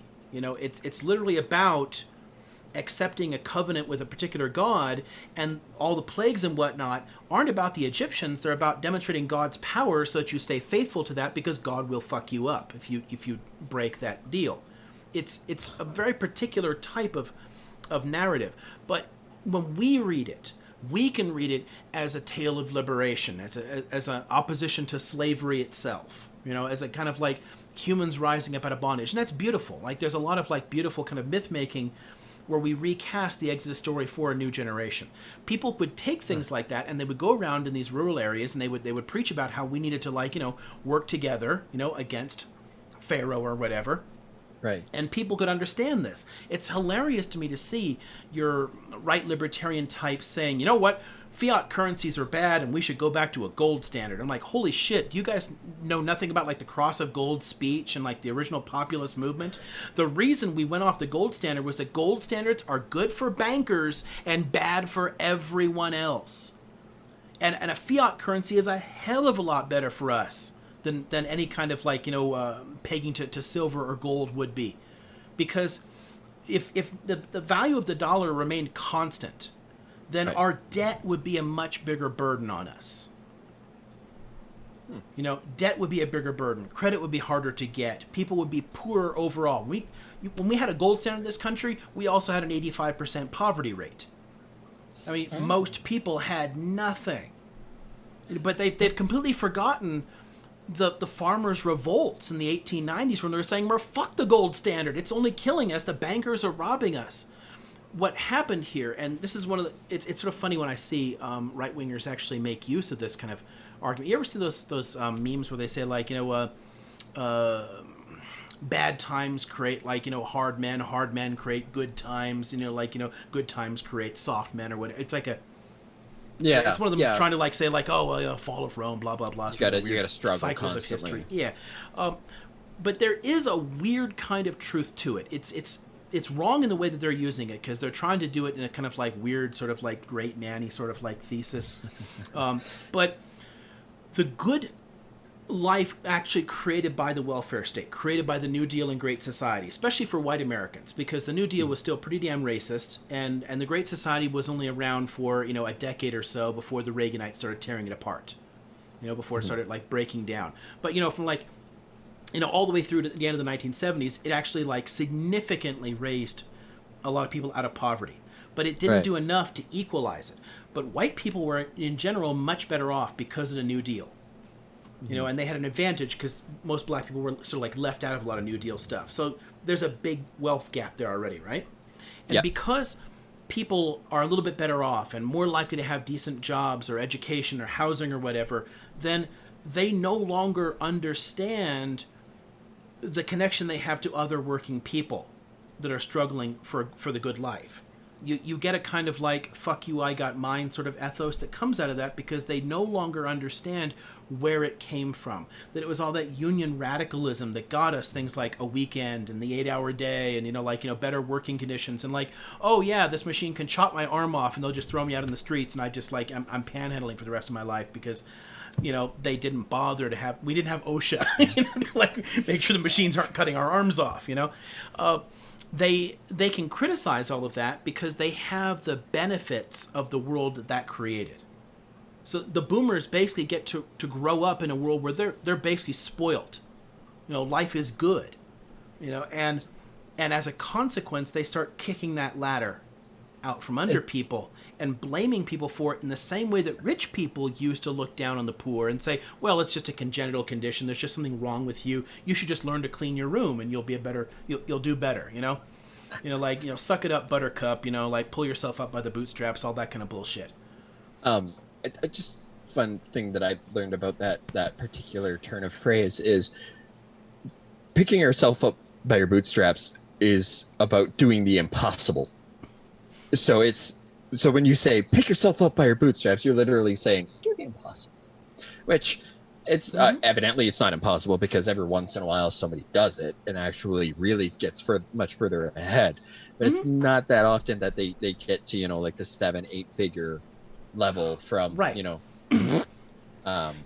Right, yeah. and there's a kind of conscious mythologizing in that. I mean, you can take that back into, I don't know, look at, serials that used to be published in like the 19th and early 20th century. Look at like the Horatio Alger myths that were cranked out there. All these little, dime novels you're picking up about a rags to riches story. Some like, some guys, some like street urchin, who's begging and like picking pockets. Next thing you know, he's a millionaire and has a mansion and whatever. It's kind of like telling you can do it too. Like you can be the, I don't know, Steinbeck had a great phrase about that, where Americans see themselves as like just temporarily embarrassed millionaires. I love everyone that. wants I to love be that quote. person, and that really comes out of a kind of cult of money that was consciously cultivated starting in the 1920s, and it broke down pretty early on. Even though there's a lot of good work, a lot of good literature, a lot of good myth making in the teens and 20s about this, because of the Depression.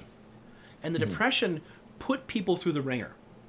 Yeah. And they understood that they were getting screwed. And it was easier to work against this. Once you had corrected enough of the system, and you could have, people did have the possibility of a better life. You did have a way of like, going to college or making a good living even as a blue-collar worker. Like, I don't know, the way Americans use middle class as a term is honestly bullshit. Most Americans are not middle class. And when we talk about shrinking middle class, we're using it in a really specifically weird term to refer to a particular income level. Yeah. But social class was always about your relation to the means of production. Are you the landowner? Thinking like feudal terms, or are you the capitalist who owns the business? Okay. Or are you the independent professional, the self-employed? That's your bourgeoisie. That's your middle class.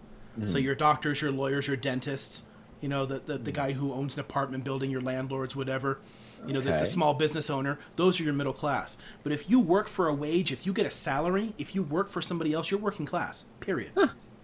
But we got to thinking that if, as a laborer in a factory, I can make a good enough living to buy my suburban house and, the 2-car garage and a self-cleaning oven and the dog and the cat, 2.5 kids and a white picket fence, all that American dream bullshit, that you were middle class.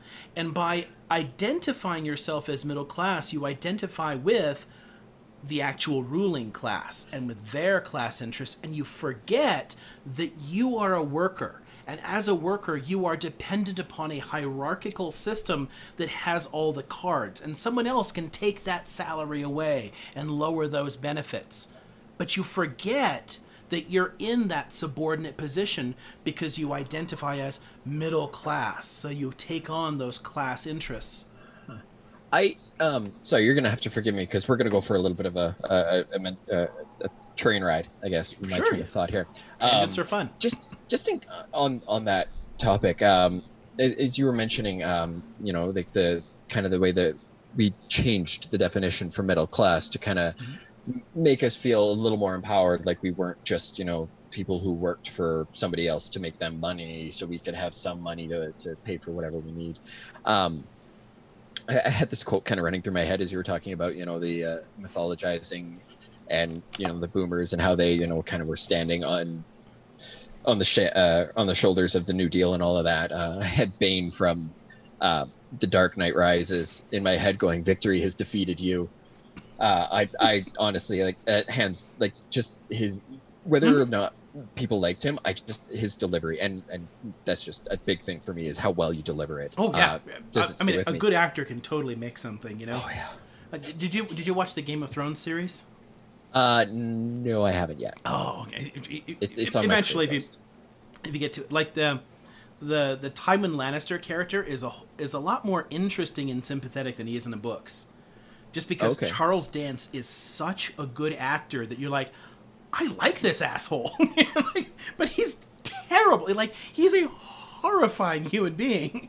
But he's played so well that it kind of like, it draws you in a bit. A good actor can really just, they can sell something. I totally get you with Bane. Like, it worked. Like, that was a well done film. In fact, you know, all of those whatever Christopher Nolan or whatever, like those three Batman films are fantastic.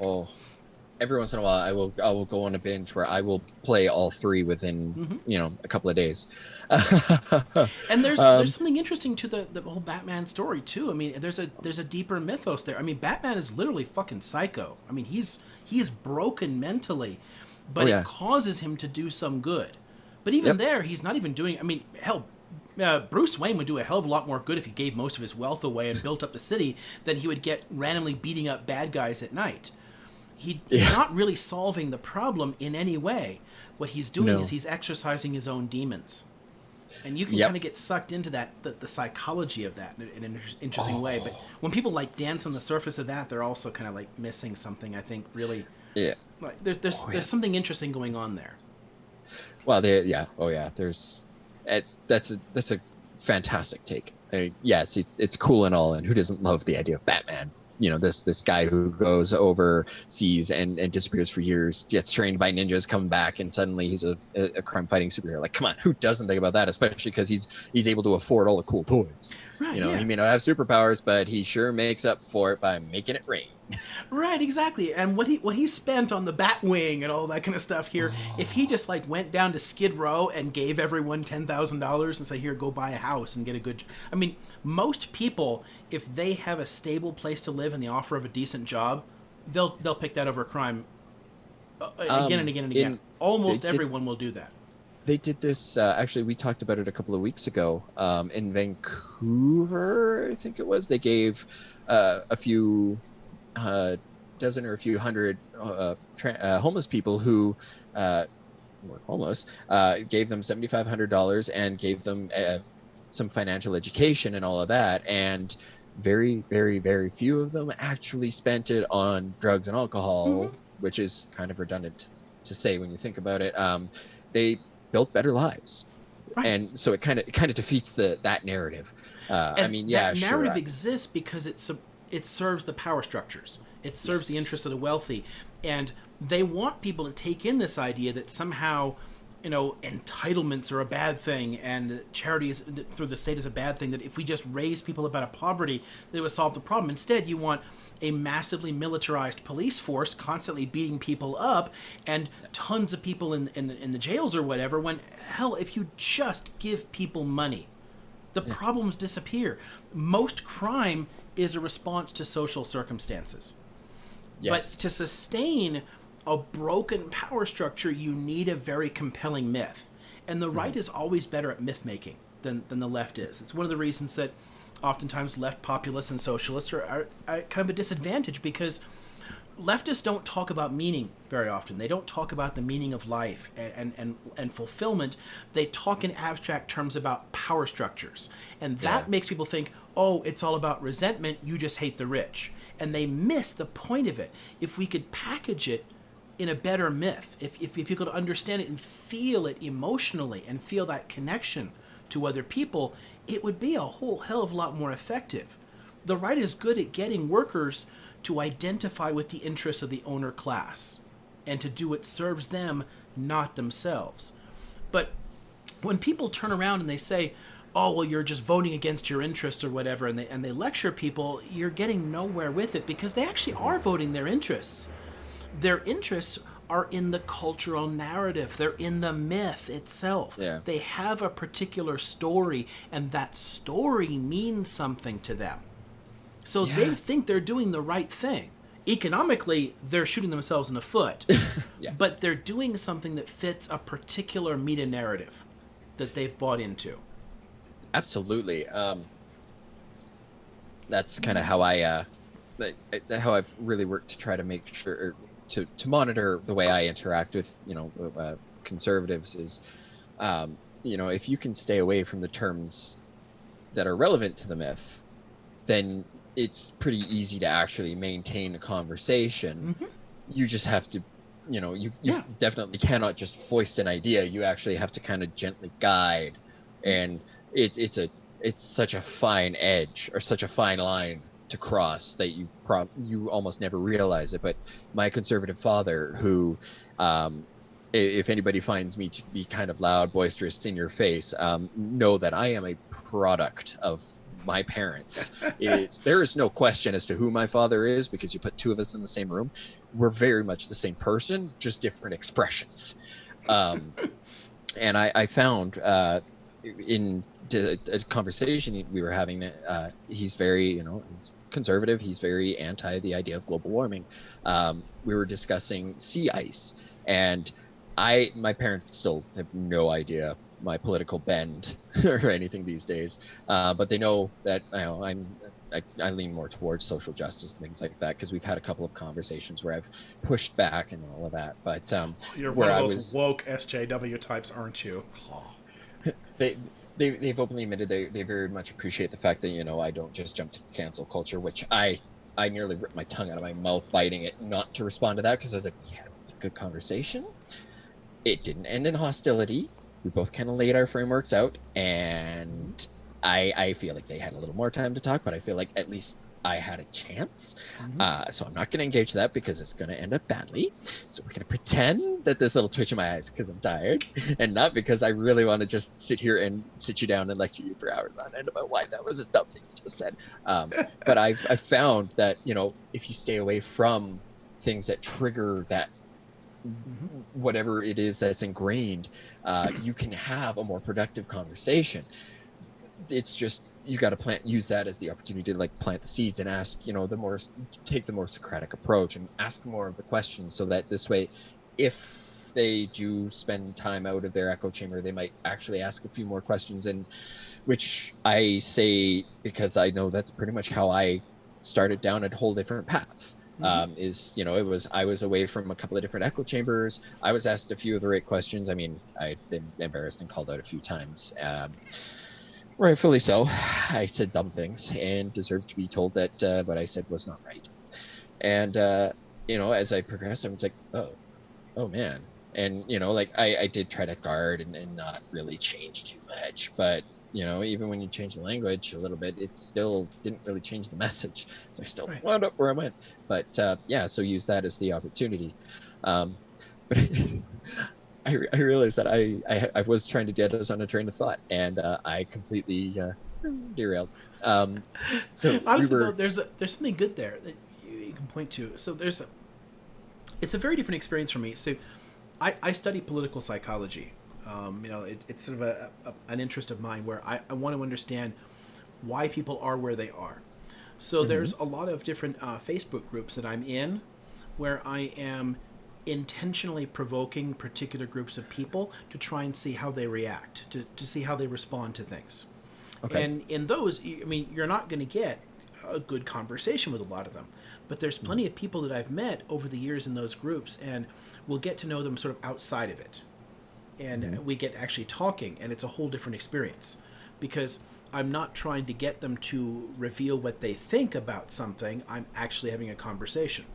Now, in my sort of offline existence, if you take me out of the Twitter spats or Facebook spats or whatever there, actually looking at conversations, I can tell you just from experience, over and over and over again for literally decades now, I have had tons of people who are just dyed-in-the-wool hardcore conservatives, Republicans, whatever, and I will have them absolutely nodding along to and saying, yes, that's absolutely true, to literally socialist talking points, like socialist positions. But you have to avoid certain language. You have to put it in ways that make sense to people. Now, we understood that in the 1890s or in the 1930s. If you actually went to people and talked to them in a way that made sense to them, then yeah, rural America absolutely signed up for the New Deal. And just 5 elections in a row, just kept those guys in there, absolutely signed up for it. Because we went where people were and we talked to them. You didn't lecture or preach at them from the outside. And that's what a lot of the sort of liberal intelligentsia does, is what ends up happening is that each of your major political divisions, and this is true in a lot of advanced countries, it's true in Canada to a slightly lesser extent than in the US, but it's true in Canada too, where you get your major parties kind of divide along, and one side identifies with a particular type of social elite. You're kind of your Hollywood media, the intellectuals, the college educated, you're appealing to them. And then the other side is straight up appealing to like the bankers, the owner class, the big businesses, the corporate class. Basically, your major political divisions are two different types of this same authoritarian system. It's no longer there's no longer a people's party present in most places. Even in a lot of European countries that still technically have so-called socialist parties, most of them are at best social democratic and still signed up with all the basic status quo system, and they're just talking about better welfare benefits or this or that, a little bit more fairness, not fundamental change. We've kind of lost that sense where there's a kind of we are the people being stepped on, and there's a few people who own everything. Yes. Our parties are basically representations of different aspects of the same ruling class. The way that is sustained is through myth-making. It has to be done that way. That's how you maintain a power structure, and that's how they broke the economic power of the socialist movements, and that's how they broke the social democratic welfare state movement in the U.S. Canada, at least, still has a decent social democratic society, which is why you have a better quality of life than Americans do. Go figure. But in the U.S., we don't even have that anymore. Social democracy is now like, oh my God, that's straight up Stalinism. Like, no, it's literally not. I'm quoting FDR. Like, this is as American as it gets. But we just don't get it. But you have to draw people away from it somehow. You have to give them an interesting system.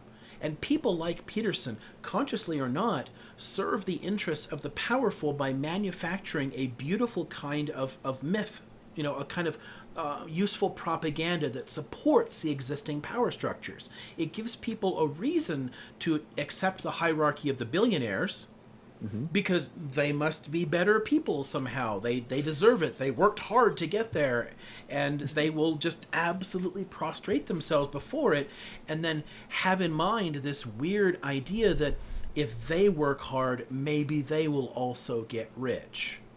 They're just temporarily embarrassed billionaires. Exactly, and that's just not how it works. Absolutely. Most businesses fail. Most people do not rise out of it. And where they talk about capitalism has raised so many people out of poverty, it's literally a lie. It's social welfare that's raised people out of poverty. It's the welfare state. It's social democracy. The reason that again, the U.S. has fallen out of the top 20 in living standards is because we have been dismantling our welfare state, and other people are not. Other countries are not. They're maintaining it, which means that now today a lot of the classist, hidebound cultures of Europe that had a literal aristocracy with kings and lords and all that crap, in a ton of European countries, it is far easier to rise out of poverty, to climb that social ladder. I apologize. Can we just put a pin in that? My bladder is screaming at me. I apologize. Oh my goodness! Yeah, we've been chatting for a while. Yeah, we'll pause for a minute here, and I'll just chop this out of it later when we. Fantastic. Yeah, cool. I'm gonna get a drink too. I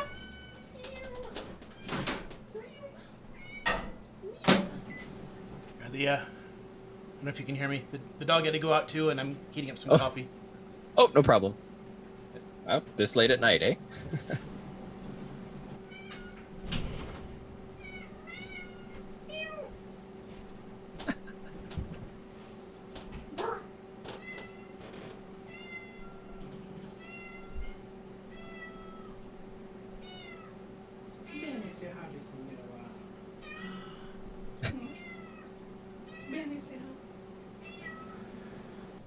Hello again. That was quite the conversation I overheard. Oh? Oh, your cat was talking back. Oh, yeah. She's quite interested in getting a treat. She's trying to talk me into it. She knows where they're kept, and she'll try to draw me over to it. Like, she's the most food motivated of the three of them. Oh, that's funny. She's by far the skinniest of them, but she gets a lot of exercise darting around. Oh, yes. So the high calorie treats are good because they sustain that Exactly. activity. Yeah, the boys are a little fat, so they don't get the treats. But I'll give her treats because she's like Yes. 7 pounds and Oh my goodness, she's tiny. tiny. She's Yeah, she's all hair. wow.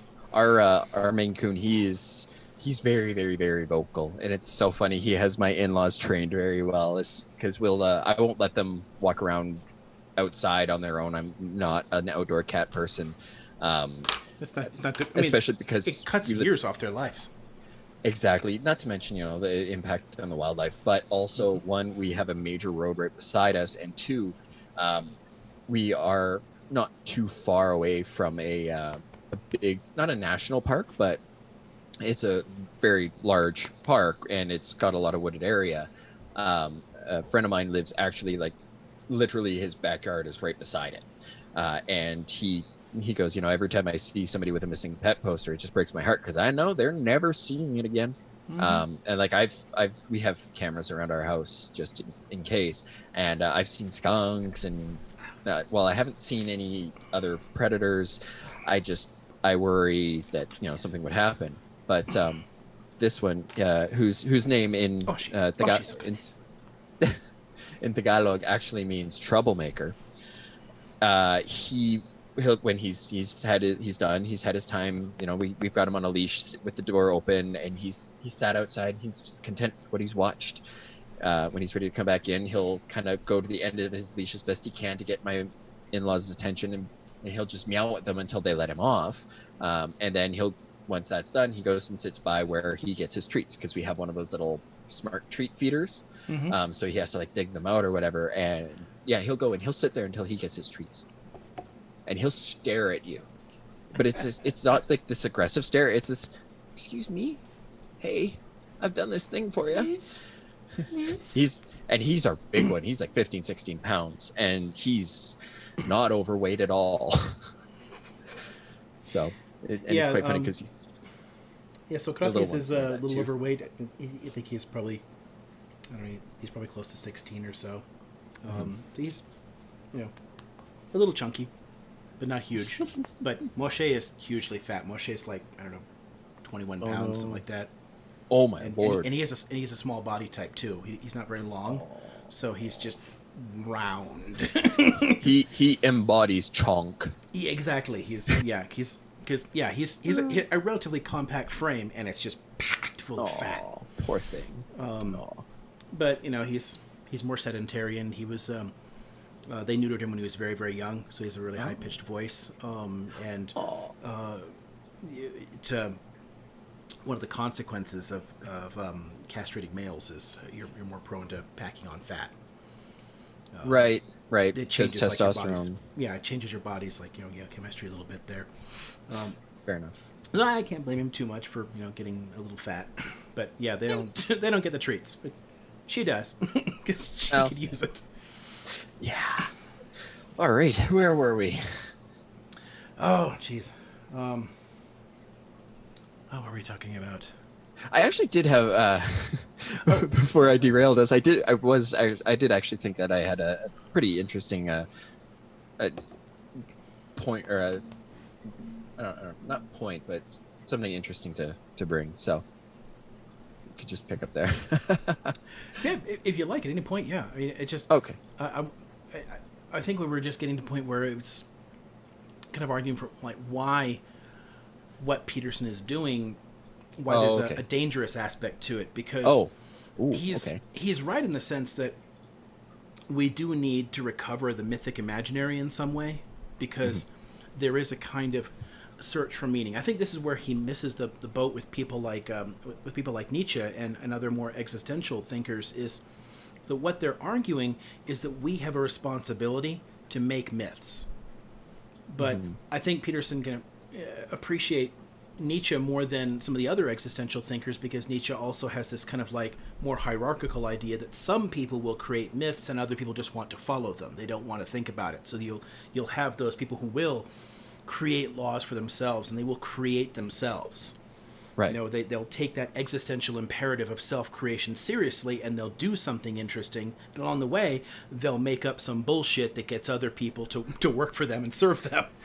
And other people will just kind of go along with that. And I think that kind of, whether consciously or not, and I suspect more unconsciously, I think that's kind of what Peterson is really about, is justifying what he views as the natural power relations of society, but doing it through a recovery of myth, through a use of myth, through helping people to get back to their Bibles or whatever, and find the wisdom in these older writings, and see the deeper hidden universal truths that were there that simply reflect the power relations of the society that he's in. So he serves a very, very useful function. I mean, right. From for thousands of years, that's how this worked. That really gets you back to, why did we have propaganda about these great rulers? Why did we have this transition to a kind of heroic kingship? What accompanied it, and one of the hardest things I think for my students in looking at this to understand, because they can generally get the contrast between sacral kingship and heroic kingship, why they're different, but they have a harder time understanding the social power relation behind it, because there's a deeper thought to it. The heroic kingship is propped up by propaganda. Right. There were kings who made tons of miniatures of themselves, like little statues, and gave them out to people.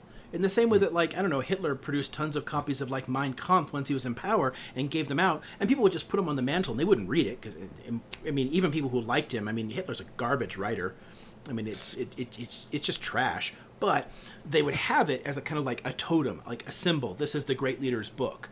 And it's similar to the passing around of these little figurines that would work. And the stories that people would tell about these great conquering rulers, whether you're talking about Akkadians like Sargon, or you get, into, the Assyrian period and Ashurbanipal or whatever, they're telling stories about themselves because that's how they justify their power.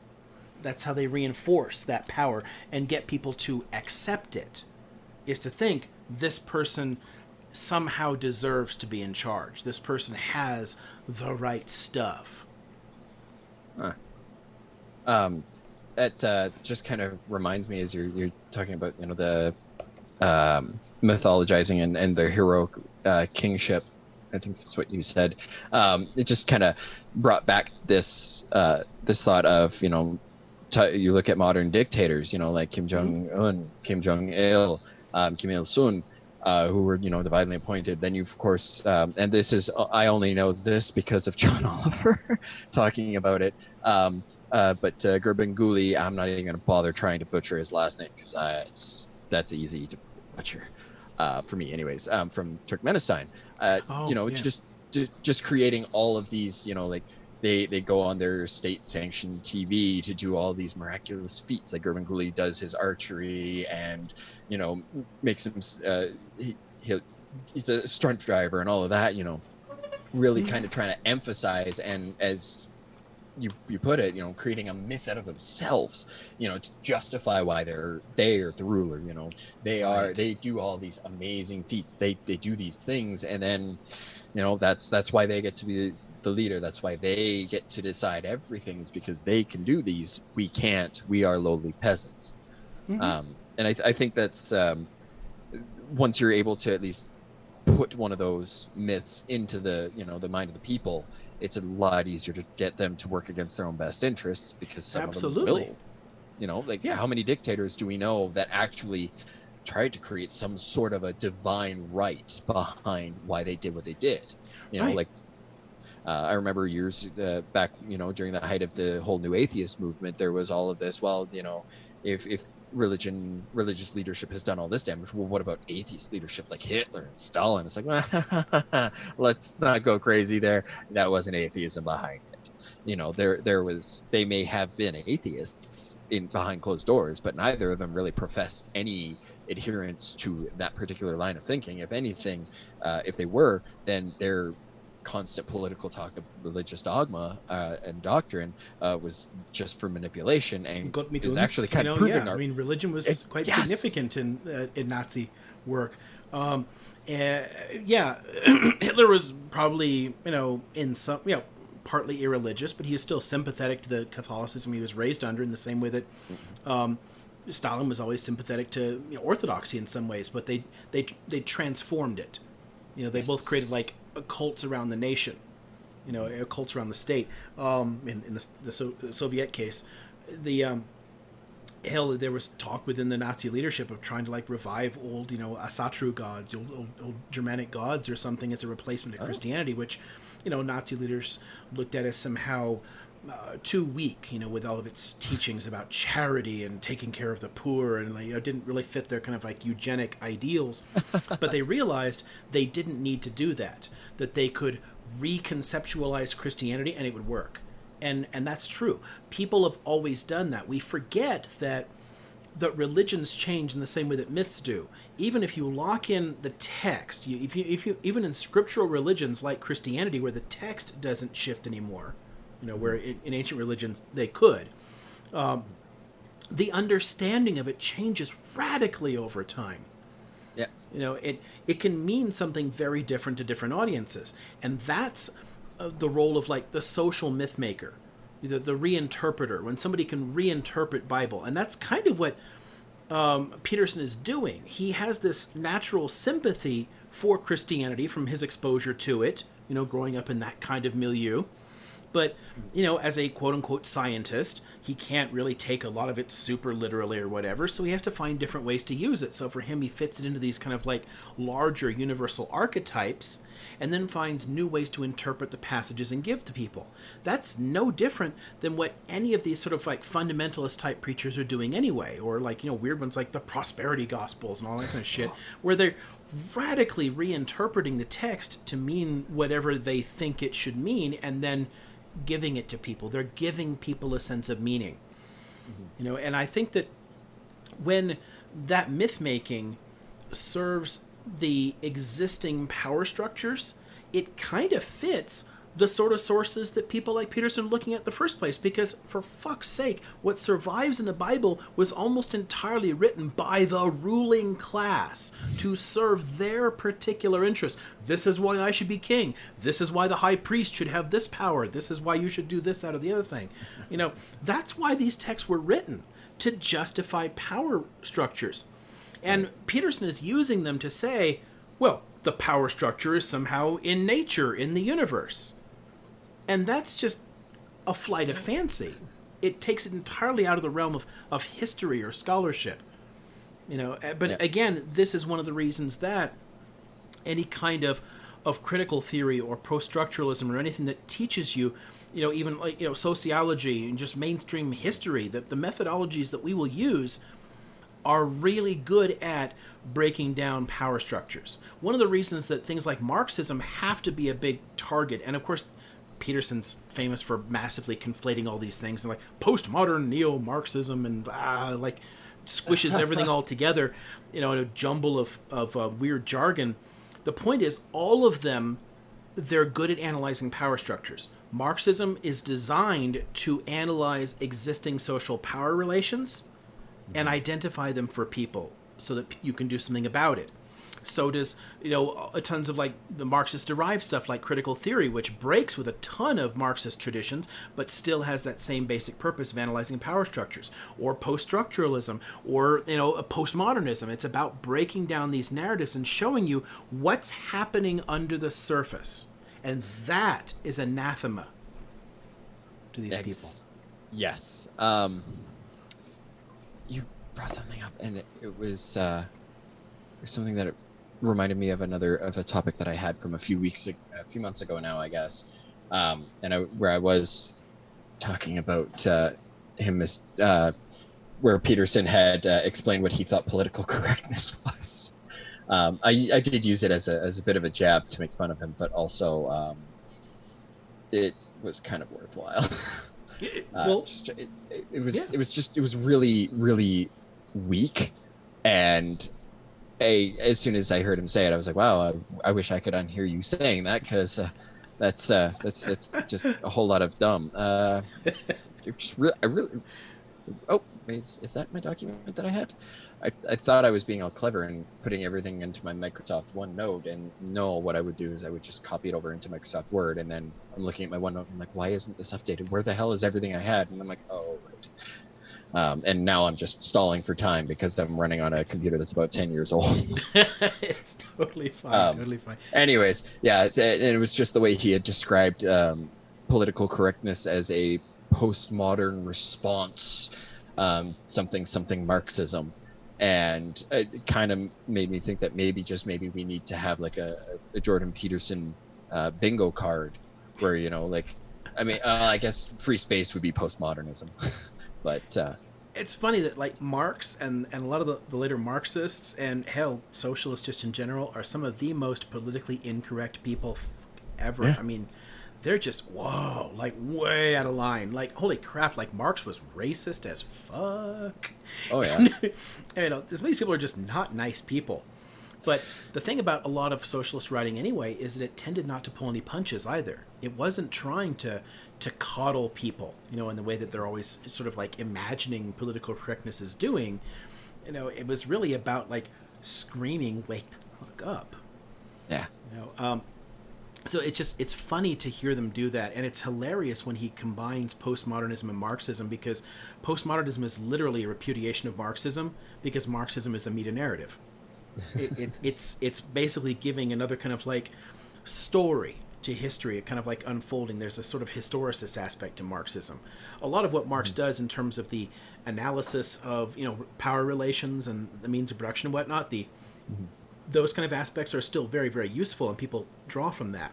right. But a lot of Marx's overall philosophy is kind of wrong and very much of its time. It reflects a lot of the thinking of like 19th century people and a lot of like 18th century stuff that he was influenced by. It's often imperialist, it's often racist, it's often very historicist. There are like useful nuggets in there. There's like germs of like genius in it that people have been able to build on.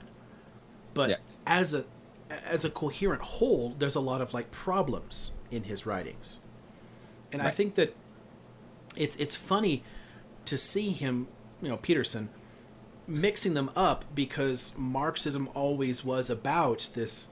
I mean, the dialectical materialism was like a system. It was almost like an orthodoxy. It had to work in a particular way, and you had to understand it in a particular way. It had a really hard time dealing with heterodox thinkers like the critical theorists who were really departing from it. They were like sort of exiled from the club. They're kind of like, you know, you're bad boys of Marxism. Like, what the fuck are you people doing? Like that, because everyone's like, this is what Marxism is, and it was like a system. And that's the kind of thinking that postmodernism is designed to critique, to break down these big power structures, these big discursive frameworks that we just adopt, you know, kind of religiously, these kind of orthodoxies. I don't know. It's just sort of fun. It often pops up, you know, in discussions like, you know, Peterson. It's sort of funny to think about that so much of what he's doing in attacking all these different things and squishing them all together, it's a funny kind of coincidence that they all happen to be things that have produced tools that break down power structures for people, that help people to understand who really wields the power in society. I'm sure that's entirely coincidental that he's doing that. It must be. I never really, you think, you hear mythology, and you kind of get this idea of the way people used to live and all of that, but you never really, like, unless you get into it and study its use, how it works, nuance.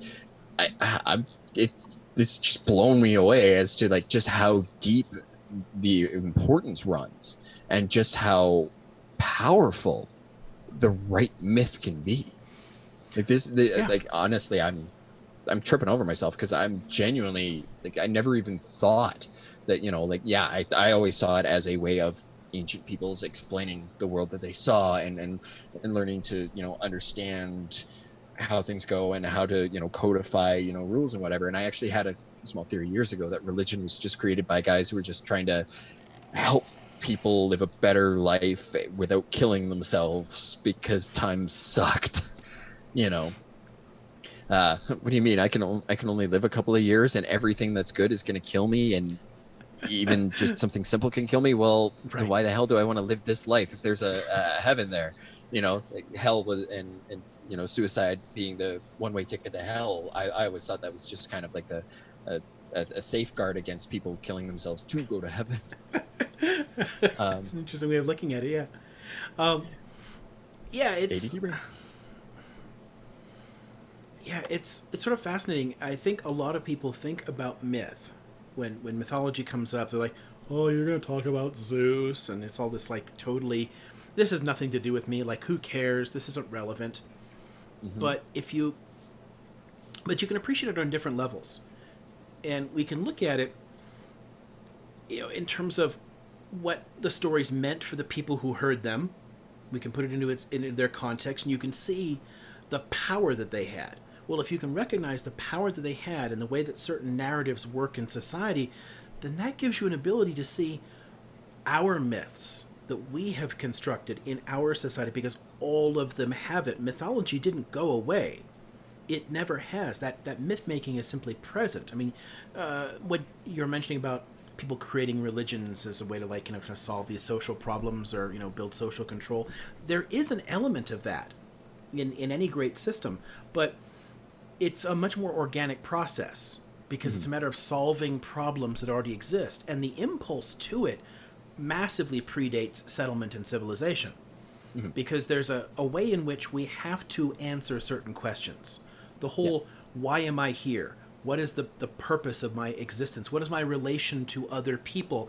Why am I supposed to treat some people well and take care of them? Like, we have really important questions just as a society.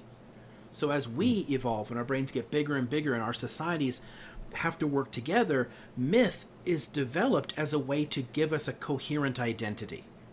It has a really useful function in that way. And the conservative types who are most attracted to this myth and myth making anyway, that it's a useful function that's always existed. We've depended upon them to create the myths that hold society together and give it a kind of meaning and purpose.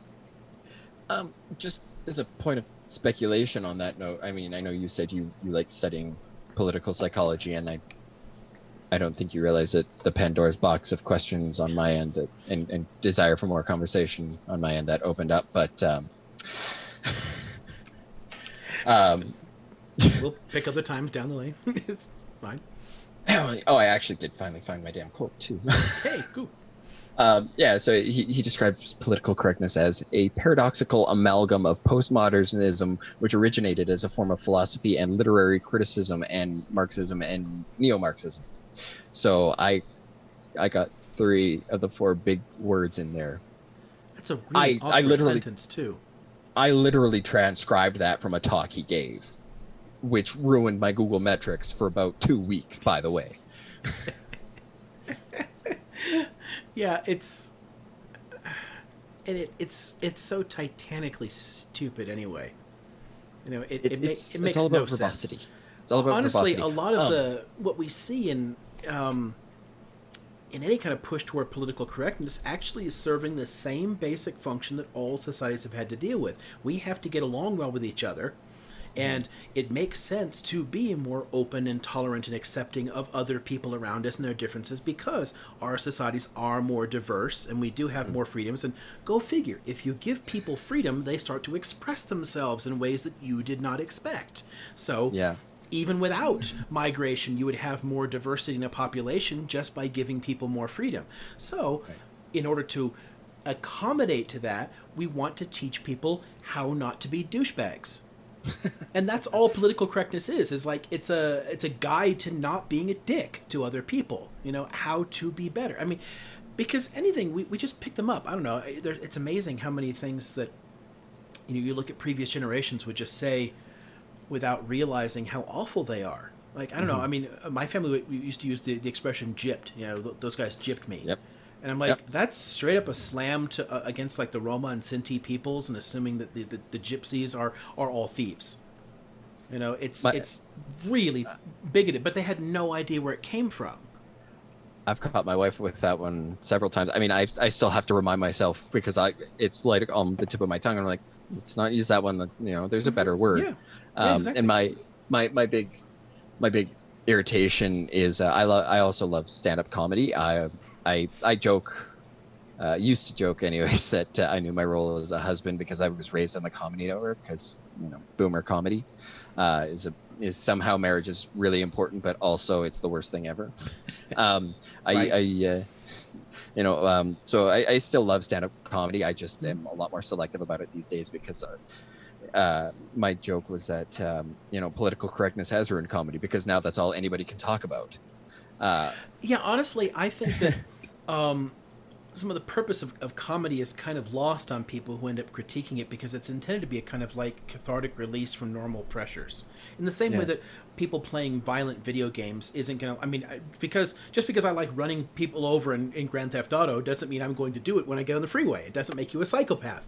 These are just things I people, feel I mean, so attacked by that. oh yeah, but people do that. They assume that it's somehow like programming you to do bad things, but no, they're just a cathartic release from the normal pressures in the same way all fantasy is, right? I mean, Mhm. I don't think that I'm going to have a lightsaber and go around and like fight the Sith or something just because I go to sleep at night and I the first thing that pops in my head is like I draw my lightsaber and da da da, you're the hero, and it doesn't make it real, but it's useful. It takes you a little bit out of your life. So Yeah. a comedian being able to spout a ton of shit that no one should ever say in society helps us to not be like that normally, I think. And my so another conservative family story on that one is because of my father. I grew up on comedy, and I kind of told that joke, and they're like, well, and he and my brother, who will parrot the similar opinions, and they were saying, well, you just can't joke about anything. And I said, no, there's plenty you can joke about. The problem is that they just aren't good enough to make better jokes. Like, if you can't make people laugh without having to, make a slur, that's kind of on you. That means that you're not very good at what you do. And that Right. just kind of was met with silence, because it's like, well, you guys, you put it in free market terms, um, Basically, yeah. but And you can definitely be great, do all kinds of great comedy without. I mean, I don't know. I think Eddie Izzard does a fantastic job of things like that. I mean, he doesn't have to dive into a lot of that kind of stupid crap. But you still have plenty of comedians that dive into all the weird stereotypes about relationships and sex and everything else. And I mean, even the most well-intentioned people will often say some genuinely cringy shit. mhm, But I don't know. In comedy, I'm more apt to give it a pass. They're just not jokes that I would repeat. I prefer comedians like Eddie Izzard who don't have to do that. But I mhm, don't think of comedy as something that's sort of like normal, that's like part of our lives, that like this is what people do at work, like they interact mhm. like that. It's a particular performative function. In some ways, the lack of political correctness there reinforces political correctness, because it helps us to understand that these things are just not good to do. These are not good things to say to Right. people. I think this is Absolutely. one of the genius of people like Richard Pryor back in the day, was just highlighting, in a way, just how awful people are to each other. Yeah. It just like throws it in your face, and you're like, oh my, really? Oh shit, that's what you experience? That's what you see? Oh my god, really? I know, because of his transphobic stances and heel digging, and Dave Chappelle's not very popular. Um, and I'm not opposed to that at all. I see that that's just, as society changes, people who used to be prominent, no, not so much anymore. Right, yeah. Um, before he really rose to the prominence that he has, one of his early Just for Laughs specials, I don't know if Just for Laughs is well known in the States. So I'm a terrible person to ask about any kind of shows, honestly. so for anybody who doesn't know what it is, if you've ever seen like the Comedy Network having like those 20-minute specials where it's just the stand-up comic telling all their jokes and all of that. Just for Laughs is the Montreal Comedy Festival, basically, and they would have the highlights of the comedy, the stand-up comics who were there telling the jokes, so a lot of the bigger names. Some of the names that are bigger now that started off in the 90s, I actually heard a lot of the jokes from like Jeff Dunham, Daniel Tosh, Ron White before they really started to get big, because I was listening to a lot of that back in the 90s, before comedy really had another surge of importance, like with people like Dean Cook. So anyways, Dave Chappelle told a joke about how he was talking about how he can't call the police because if his house gets broken into, because it'll end like this. The cops will show up and they'll look around and they'll be like, bastard broke in and hung up pictures of his family. Look, he's still here. And of course I heard that and I laughed and I was like, oh my God, that's hilarious. And now I look back and I'm like, oh God, that's horrifying. Like, yeah, but you think about it. Do you see why that was? It's powerful to do, though. Yeah. Because absolutely. Because by doing that, and even though you might like laugh, like it's actually it's funny because there is a kind of catharsis in it. You can actually feel, I mean, there's a real pain underneath that. If you think about it, really, a lot of humor is dependent upon pain. This is why so much of it mocks people. It's about suffering. Humor is a way to deal with the most awful shit in life. It's a way to kind of process it and defang it, to make it a little less horrifying, just like, why the fuck do I live in this world? Yeah. And if you live in a world where, just sitting still in your car can get someone putting 7 slugs in you because he looked threatening, like, holy shit, what kind of life is that? To grow up knowing that can happen to you, you have to find some way to release that. So I respect that kind of comedy for what it does. There's a social purpose to it. I do this in class sometimes too. I'll, just looking at, I know we've been talking a bit about myth here, so just think about the ancient Greek dramatists, right?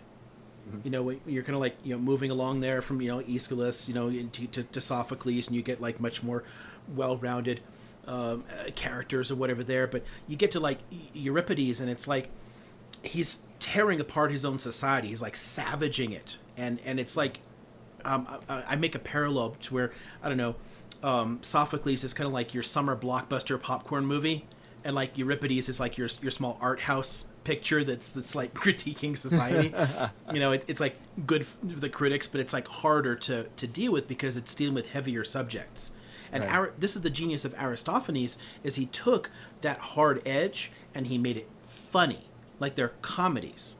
So he'll take like I think I use this one a lot as an example just because I think a lot of people can still relate to it. I don't know if you've ever heard the story of Lysistrata. One of Aristophanes' surviving comedies. So it's basically, in the story, the women all get together and decide that they will no longer have sex with the men until the men stop going to war. Because, like, the Greeks fought a lot. Like, warfare was super common. Like, we have football season, they had war season. Like, someone's gonna get fought this year. Like, hey, this year it's like, Corinth versus Thebes. Like, who's, place your bets. And it was like a thing, They were constantly fighting each other. Right. So he's drawing attention to that and basically asking, why the fuck are we constantly at war? But also it deals with like the power that comes up there. There's a kind of like sexual power that comes in that denial. And then also deals with like the fact that women have sex drives too. So there's like bad dildo jokes and all kinds of terrible things there because the women are like, oh yeah, I totally haven't broken my vow. And we know that they're all like sneaking around and getting laid, But so it's like, it's funny, but it's intentionally provocative in its society, which was extremely misogynistic with very tightly regulated sexuality around women. Women had no political or public role at all, no power at all, and war was just normal. Like, why would anybody criticize it? But he put it into comedy. So, you can get a bunch of like the we can all like laugh along the dildo jokes. He's a dildo, and like you can enjoy it, but there's something working at the back of your head, Yeah. like trying to worm its way in there and get you to think, why is war okay? Hmm. Yeah, that's always been kind of my theories or my feelings about comedy, because listening to the likes of Jordan, I mean, a lot of people will say, "Oh, he couldn't tell half the jokes," and it's like, well, actually, it's because he told those jokes that things are, kind of Yes, transpiring the way they are yes, now. exactly. Thank you. You When know, people are always saying like, "Oh yeah, Mel Brooks could never make Blazing Saddles today," like, yeah, because we're a lot less racist than we were in the '70s. Like, things are actually better in some ways. And granted, the the socioeconomic situation for Black Americans is actually worse today than it was then, which is one of the things that drives me fucking insane when like Trumpers are like, oh my god, the black unemployment is so low and they've never been so well off. Like, dude, the wealth gap has doubled since the yeah. 1960s. It's so much worse today. But it's like you don't see relative poverty in the same way as we see absolute poverty, and it's just Hmm. difficult for people to process. But that disparity, when people look at that and they realize white America is so much better off than they are, that's Hmm. gotta hurt. And that's sorry, that's this is such an interesting point that you bring up, absolute versus like relative poverty. And this is kind of a story that I was trying to take you on earlier, and then I totally veered off the course. Is a very stark difference, and this is something that I think is probably going to end up sticking with me like for the rest of my life. So another bit about my wife, because if you can, for those of you who are looking at the visual medium, um, I pretty much glow in the dark. I'm neon white. So culture for me, it's yogurt, because bacterial culture is about as much culture as we got. And so there's a tradition for the Philippines. Now, I don't know how well your audience is, or how well versed your audience is with Filipino foreign affairs. One of their biggest exports is labor.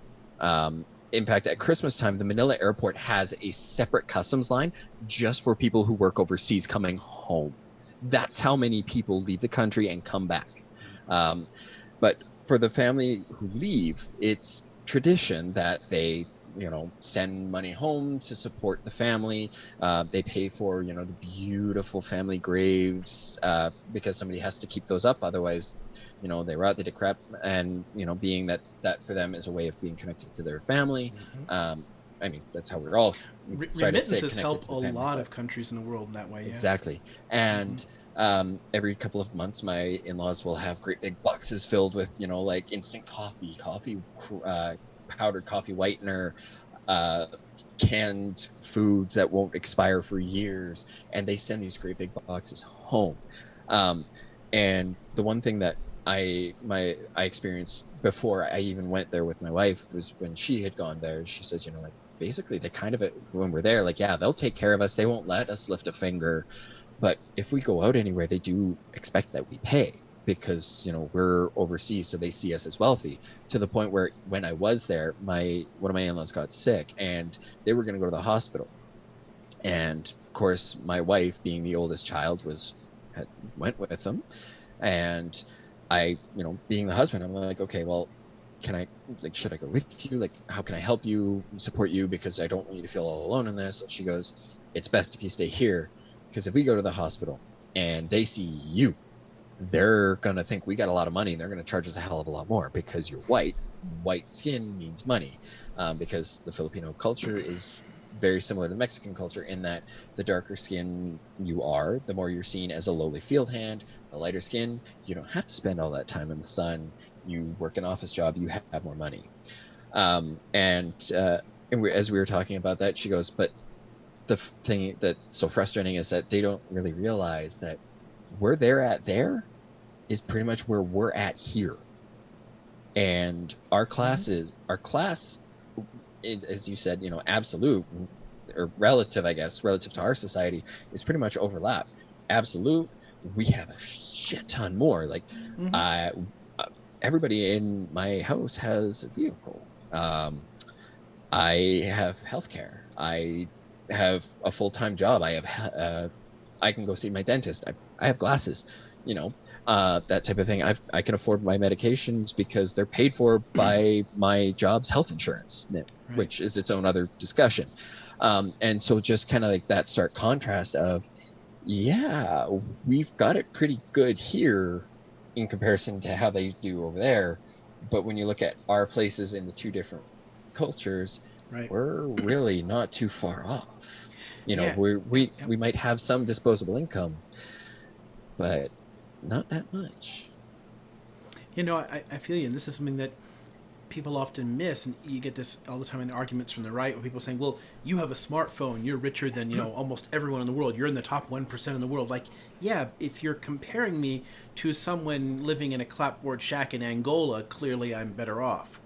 Yeah. But relative poverty is how people actually feel, because that affects whether or not you can afford things, how you feel in relation to other people, the struggles that you have, all of the psychological impact.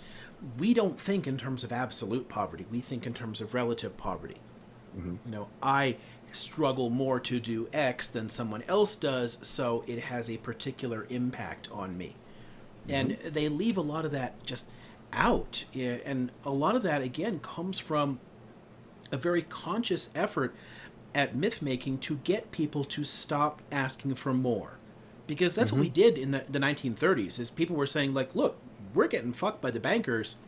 We need more. If we're going to maintain this system, which makes you rich in the first place, then you have to give us more of it in order to make it okay, to justify it. And in order to get people to stop asking for a bigger slice of the pie, you had to sell them a compelling story.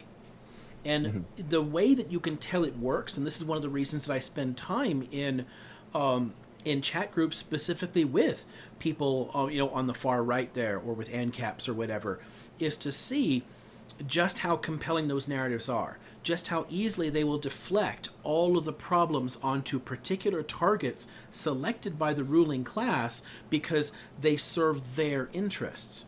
And that you will never get people there to be able to recognize that they have accepted a particular meta narrative, that they live in a particular system. They think that they've been, I don't know, red pilled or whatever, and that they see the real truth. But what they have done is swallowed the myth.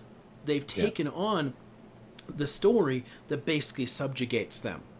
And really, when people like Peterson are running on and on and on about order in the world and the imposition of order, and you get this weird shit about, the feminine chaos and the masculine order, and, all this has to come together, and, like, you have, like, the knower sort of figure, and you're supposed to, like, I don't know. What it basically does is reinforces a particular social structure which serves the interests of the powerful that are already there.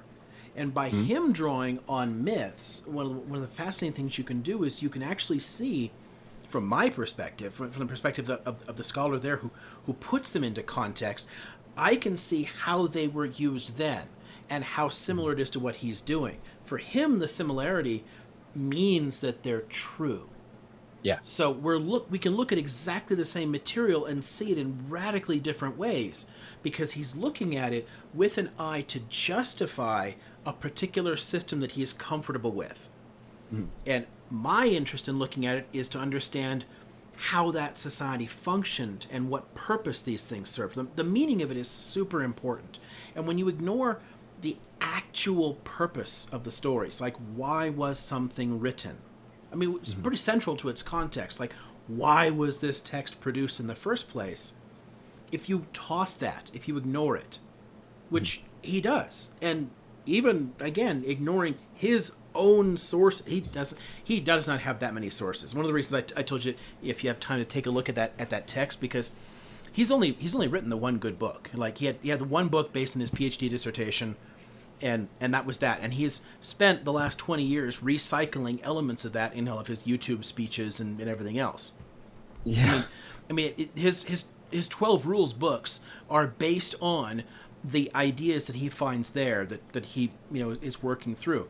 but it's all drawn from the same handful of people. It's all from Jung and from Eliade and from Campbell, and just a handful of writers that he's using. And when he's using a lot of them, he actually skips all the parts that are inconvenient to the narrative he wants to construct, because he's building a myth that gives meaning to the lives of these lost right-wing working class people. He's giving them a way to rationalize their own standing in society and to kind of like accept it.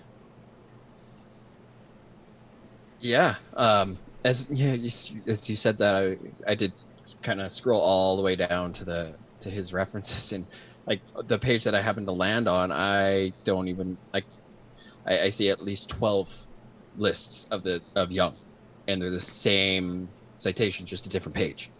Scrolling up, as you said, Eliade or Jung, Eliade, kind of upsets me that I see Piaget in there, because I think I did like Piaget. Piaget was important to my developmental psych course, and I did like a lot of what I read. Oh, look, Dostoevsky, Fry.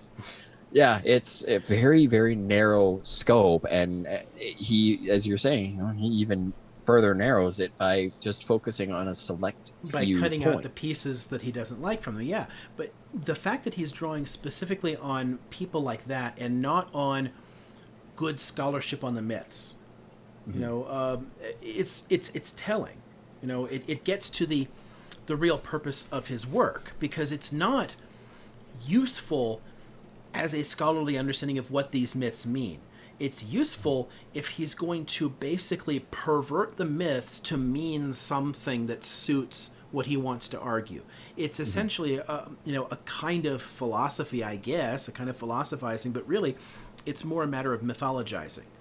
And the fact that he is mythologizing specifically for the interests of power, I think, gets to the real significance of Peterson as a figure and what's dangerous about it. Because, so just to give you a really quick parallel here.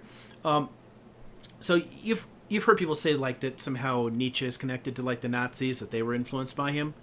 Yeah. That's actually not really true.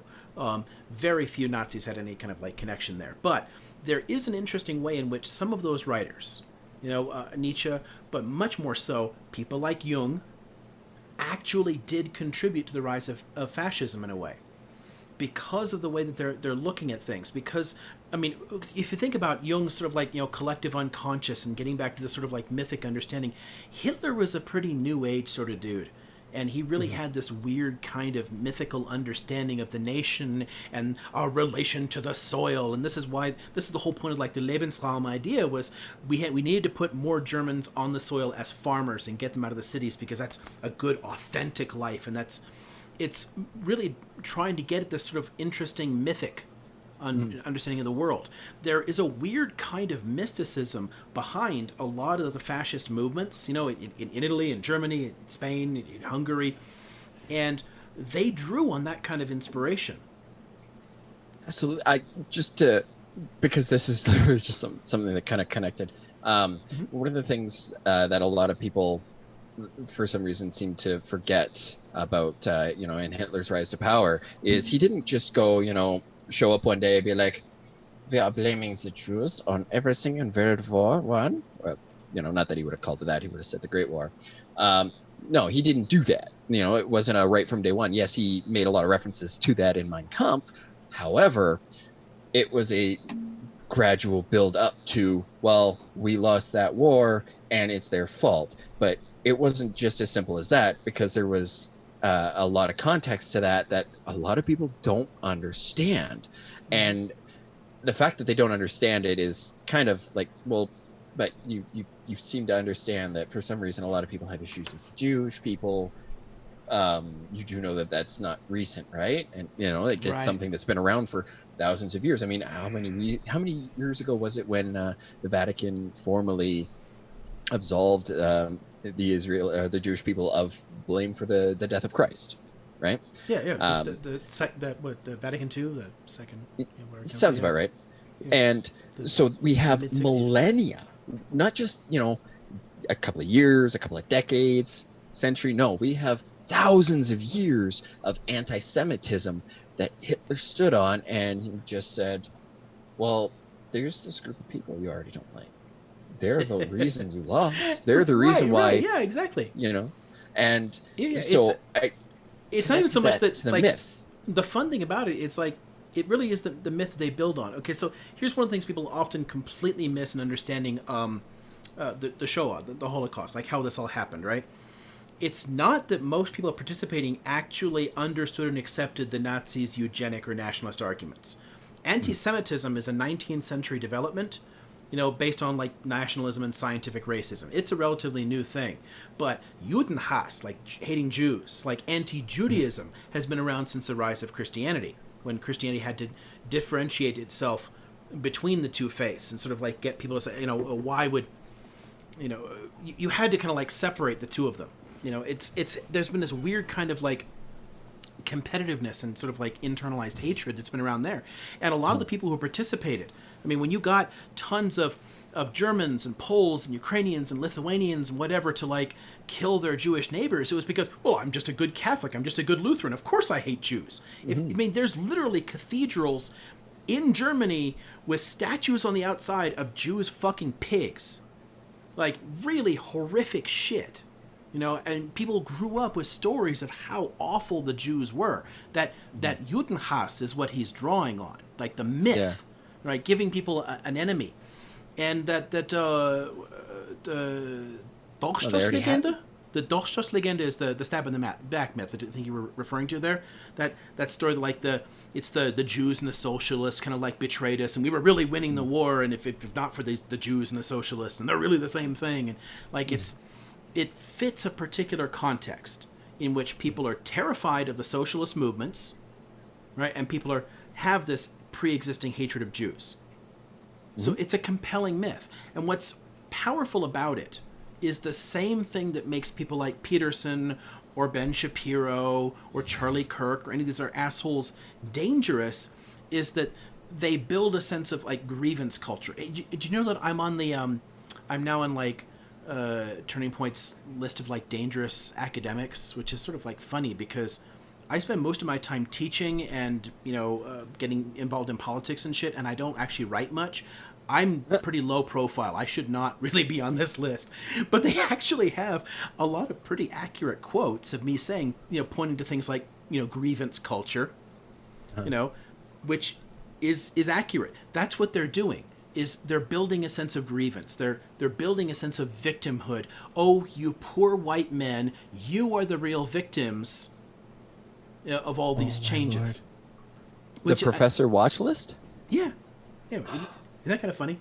It was one of those like, oh, yeah, hashtag winning, like. Wow. Honestly, one of the reasons that I ended up meeting my dissertation advisor was he was on a different earlier list there. I think it was the one that Horowitz used to do, like the most dangerous academics in America. I was like, oh, cool, this guy's at my university. I'm going to go meet him. Because like anybody that like, stands out as like a danger to the system or something, like, oh, I'm inherently interested. But anyway, that's funny. But that's the point, is they're worried about people who do critique power structures. And the purpose of things like Turning Point and, Shapiro's propaganda network and all this other crap here, I don't know, Alex Jones, Peterson, everybody. There's this massive culture, and all of it serves the same basic function. It builds a sense of grievance. It builds a sense of anger and resentment, and it holds together the existing power structures. And that's dangerous. What Peterson is doing, and when people like make connections, they're like, "Oh, Peterson is like a fascist or something." Well, not really. But the point is, what he is doing as a project contributes to neo-fascism in the same way that you could pervert some of Nietzsche's work or Jung's work or anything else to kind of like point you in the direction. Peterson's mythologizing points people in the direction of a neo-fascist solution, of a good traditional pro-patriarchy strong man, a man of destiny to kind of like rise there. You're kind of like, you kind of get it. If you really internalize his arguments for hierarchy, then it just makes sense. Yeah. That's it's the mythology, as you're saying, it's already there. It's just being built upon. Yeah. I have a similar sentiment towards the province that I live in. So for some context for people who aren't as well versed in Canadian politics, which isn't many people, I'm sure, the Alberta government for 44 years was conservative majority. We struck oil, and the conservative government just got to take hold. Now, because of the oil industry, like, I credit given where credit's due. Yes, the oil industry was very important in the economic development of Alberta and contributed greatly to the economy of Canada. It did help put us on the world stage, whether we like to admit it or not. And we kind of like to say no, but it is what it is. We can accept that and move on and be better. But we had 44 years of conservative governments, slowly inching away or eating away at workers' rights, at Yep. education, healthcare. I'm promising I'm not going to go into my rant about the current conservative government. But after 44 years, the main conservative party had actually fractured under its own weight, because they had people who were conservative and then people who were really conservative. So we're talking like more along the lines of libertarians, and they kind of started trying to break off and get their own party going. And because of that, they divided the vote of the conservatives, which is kind of scary to think if they're that easily divided between, moderate conservatives and not so moderate conservatives. Like the uncle that you try to forget exists because you only have to see him twice a year. And then after that, it's called the NDP. There are the furthest left main party. We do have other parties that are further left, but they don't quite have as much power as an actual significant party in exactly. Parliament. Yeah.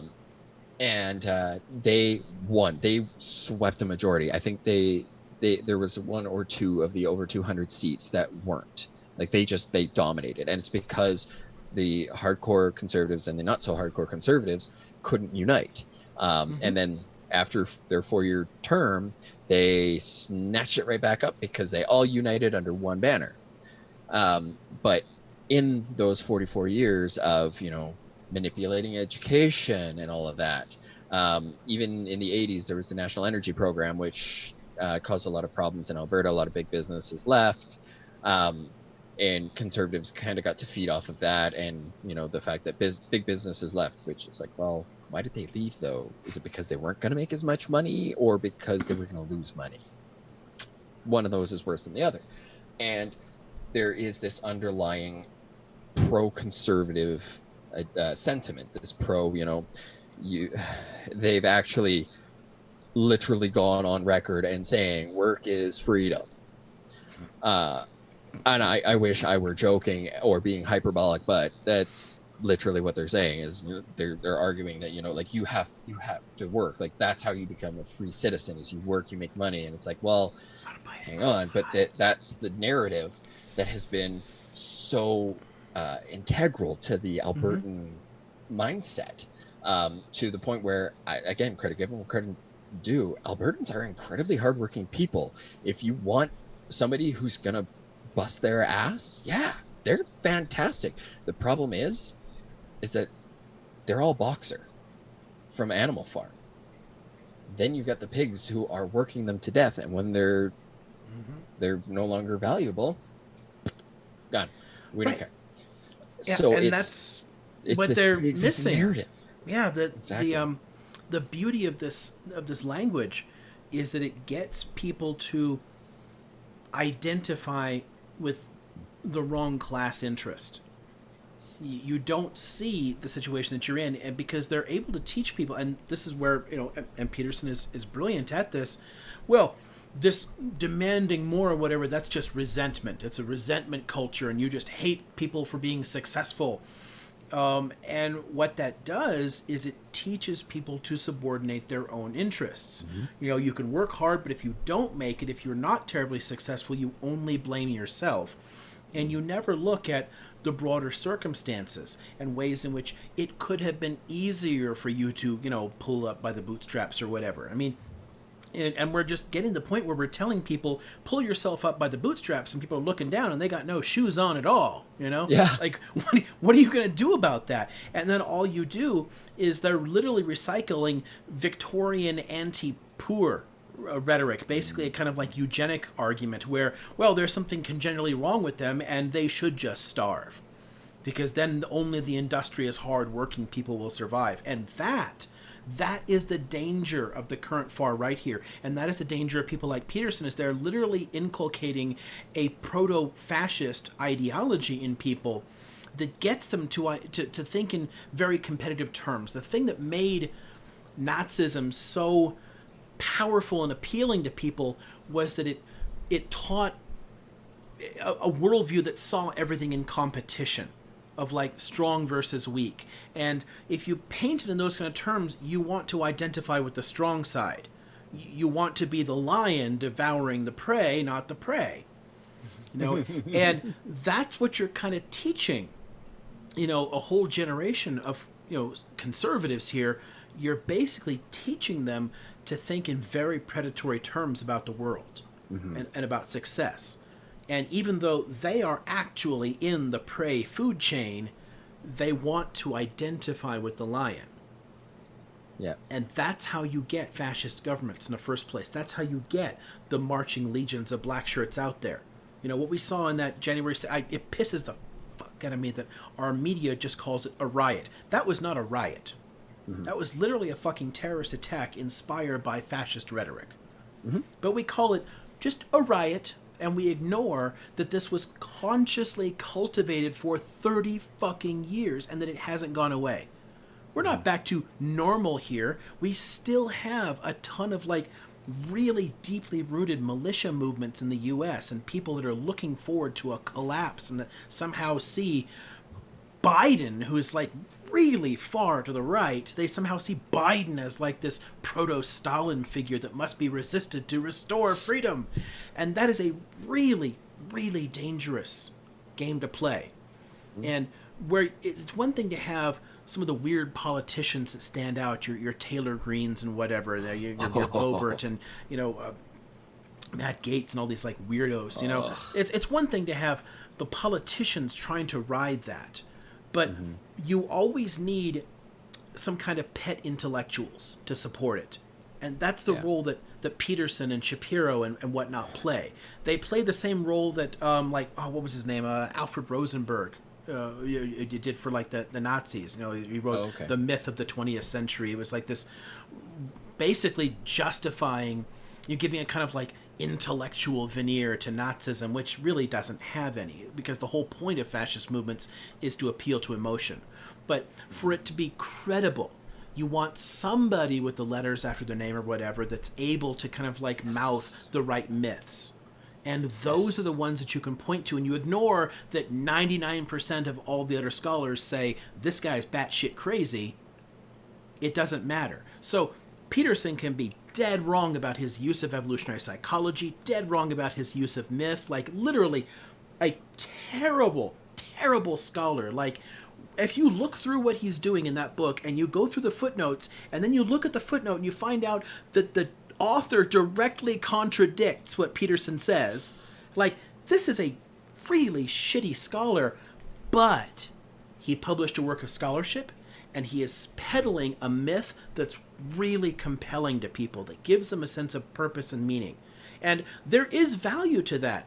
There is some value in telling people to like pick themselves up and clean their room and take responsibility and be a good man. I mean, yeah, there's some great shit in his 12 rules, and there's some really dangerous proto-fascist ideas slipped in among them. Oh yeah. Yeah, I think that's a fantastic point right there. Is you're absolutely right, and it's they're only gaining more power and more steam and more influence because they're being foisted by populists like Joe Rogan, who that guy appeals to the everyman. I still don't know how or why, but he does. And being aligned with them, and then you get and actual intellectuals like Sam Harris, who hold some pretty dangerous and shitty beliefs and Yeah. used to say something pretty decent, and then he comes in, and not only did he just join the intellectual dark web, but he also brought with it a fair amount that he could have he didn't have, may not have brought, if he did not have his intellectual clout. Those people may not have Right. come alongside. And Exactly. so it's also pandering to the whole narrative of us versus them, it seems. It does, because they want to, and you get this constant anti-intellectualism. That's a really key part of any of these kind of like right populist movements. There is that the media is lying, the scientists are lying, the academics are lying. Don't trust the historians. It's, take the red pill and realize that all the stuff they're lying. And I get people telling me all the time, "Oh, you're a revisionist historian." It's like, you have no idea what fucking revisionist is. Like, actual historians are not revisionist historians. Revisionist historians are people on the outside trying to undermine all the work that we're doing. But they want to see themselves sort of in opposition to like the entire intellectual structure of society, and they view it as the enemy. And one of the problems there, and one of the things that pisses me off about liberals and the Democratic Party and whatnot, is that they align entirely with like the professional classes and the people out of the Ivy League schools and whatever there. And in doing that, they're only further alienating the working class and pushing them to those populists. Yeah. And that anti-intellectual bent is really, really dangerous. And when you have a handful of people that do have some kind of intellectual credibility, that, oh, they wrote a book, right? Yeah. Then it stands out. And it doesn't matter. I mean, even you get the pundit intellectual types, like your Ann Coulters or whatever. Like, oh, I did a great study this years and years ago. I went through some of Ann Coulter's books, and like, oh my God, I just wanted to like bleach my brain afterwards. Like, please forget this. But you can, again, look at her endnotes, like the stuff that she buries in there, because she'll like citing stuff, right? And then you go to this New York Times article that she's using, and you find out that it says exactly the opposite of what she said it said. It's either that they just don't get it because they see the world through the particular mythic narrative they have, or they're deliberately lying. I honestly think it's relatively uncommon that they're intentionally deceptive. Most of these people, I think, really have drunk their own Kool-Aid, and they're like Peterson. They see the world through a particular mythic lens, and it makes it difficult for them to process the actual language right in front of them. They see a different, hidden, concealed agenda in it. Yeah, yeah, that's a very, very succinct way of putting it. Whether it's, malicious and deliberate, or simply somebody going, oh, hey, if I do this thing, it gets me more attention, gets me more money, gets me more access to you've resources. got grifters like Milo's kind of like that. You've got some of them that are kind of they're clearly celebrity grifters. Yeah, and it kind of does make you wonder, but it does just again, a little bit of knowledge can be very, very dangerous. With my background in psychology, that does kind of make me wonder, if for a second I'm going to pull a Shapiro, but if we assume that it's a malicious thing, is it like, are they actually banking off of the fact that people read mostly just headlines, so they'll only focus on that? Or are they just going to bank off of the authority, and then that's just part of the illusion? Is they know that their audience isn't going to look this stuff up. Yeah. They just don't. The people who will buy an Ann Coulter book are not going to look up the endnotes. That's true. I mean, it's well, you don't buy it. Hell, most leftists won't even do that. Most people reading are not going to really look deeper. They're going to read something. Oh, this makes sense. This kind of, you got the whole confirmation bias. This makes sense to me, and you trust that the person did good work. So there is a certain danger to it, but I honestly think that most of them, and this is what the danger. People all the time are telling me, people like Candace Owens is a good one for that. They're honestly always saying that she's a grifter because she changed her views. She used to, work in all this liberal stuff there, and then she flipped around and she's taking the money there. I honestly think that's a kind of dangerous narrative, because it downplays the real threat. Because I think most of them, they really do have a kind of conversion experience, and they do believe what they're talking about. There's a kind of, and again, this is where there's a power to modern myths. the right since the 1960s, you know, in the kind of the whole reaction to the civil rights era and whatnot, the kind of ideology that it built up, it constructed a very compelling narrative, and it used to work only on a fringe people. When things were getting better and most people were better off, it was hard for people to really put a lot of stock in like John Birch Society craziness, like, oh, you're weird anti-communist like craziness, like it just seemed nutty. Right. Yep. But as soon as anything seems to get worse, and because of neoliberal policies, our living standards are declining in the U.S. And people don't really understand that, but there's a certain fear that's built up because of those right-wing economics.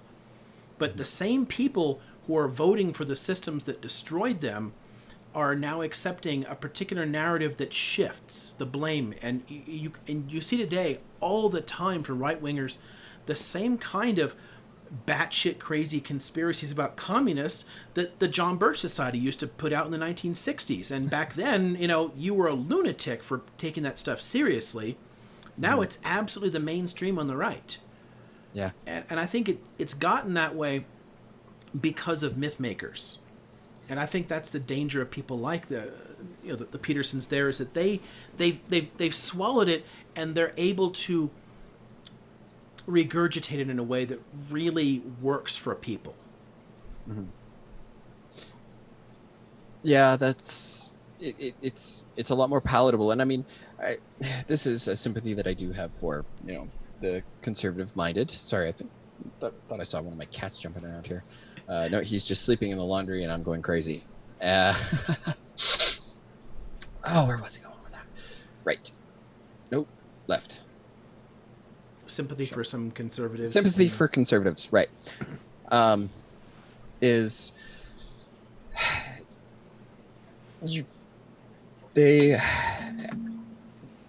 We all have very difficult lives. I mean, as you highlighted, you know, the wealth gap is increasing.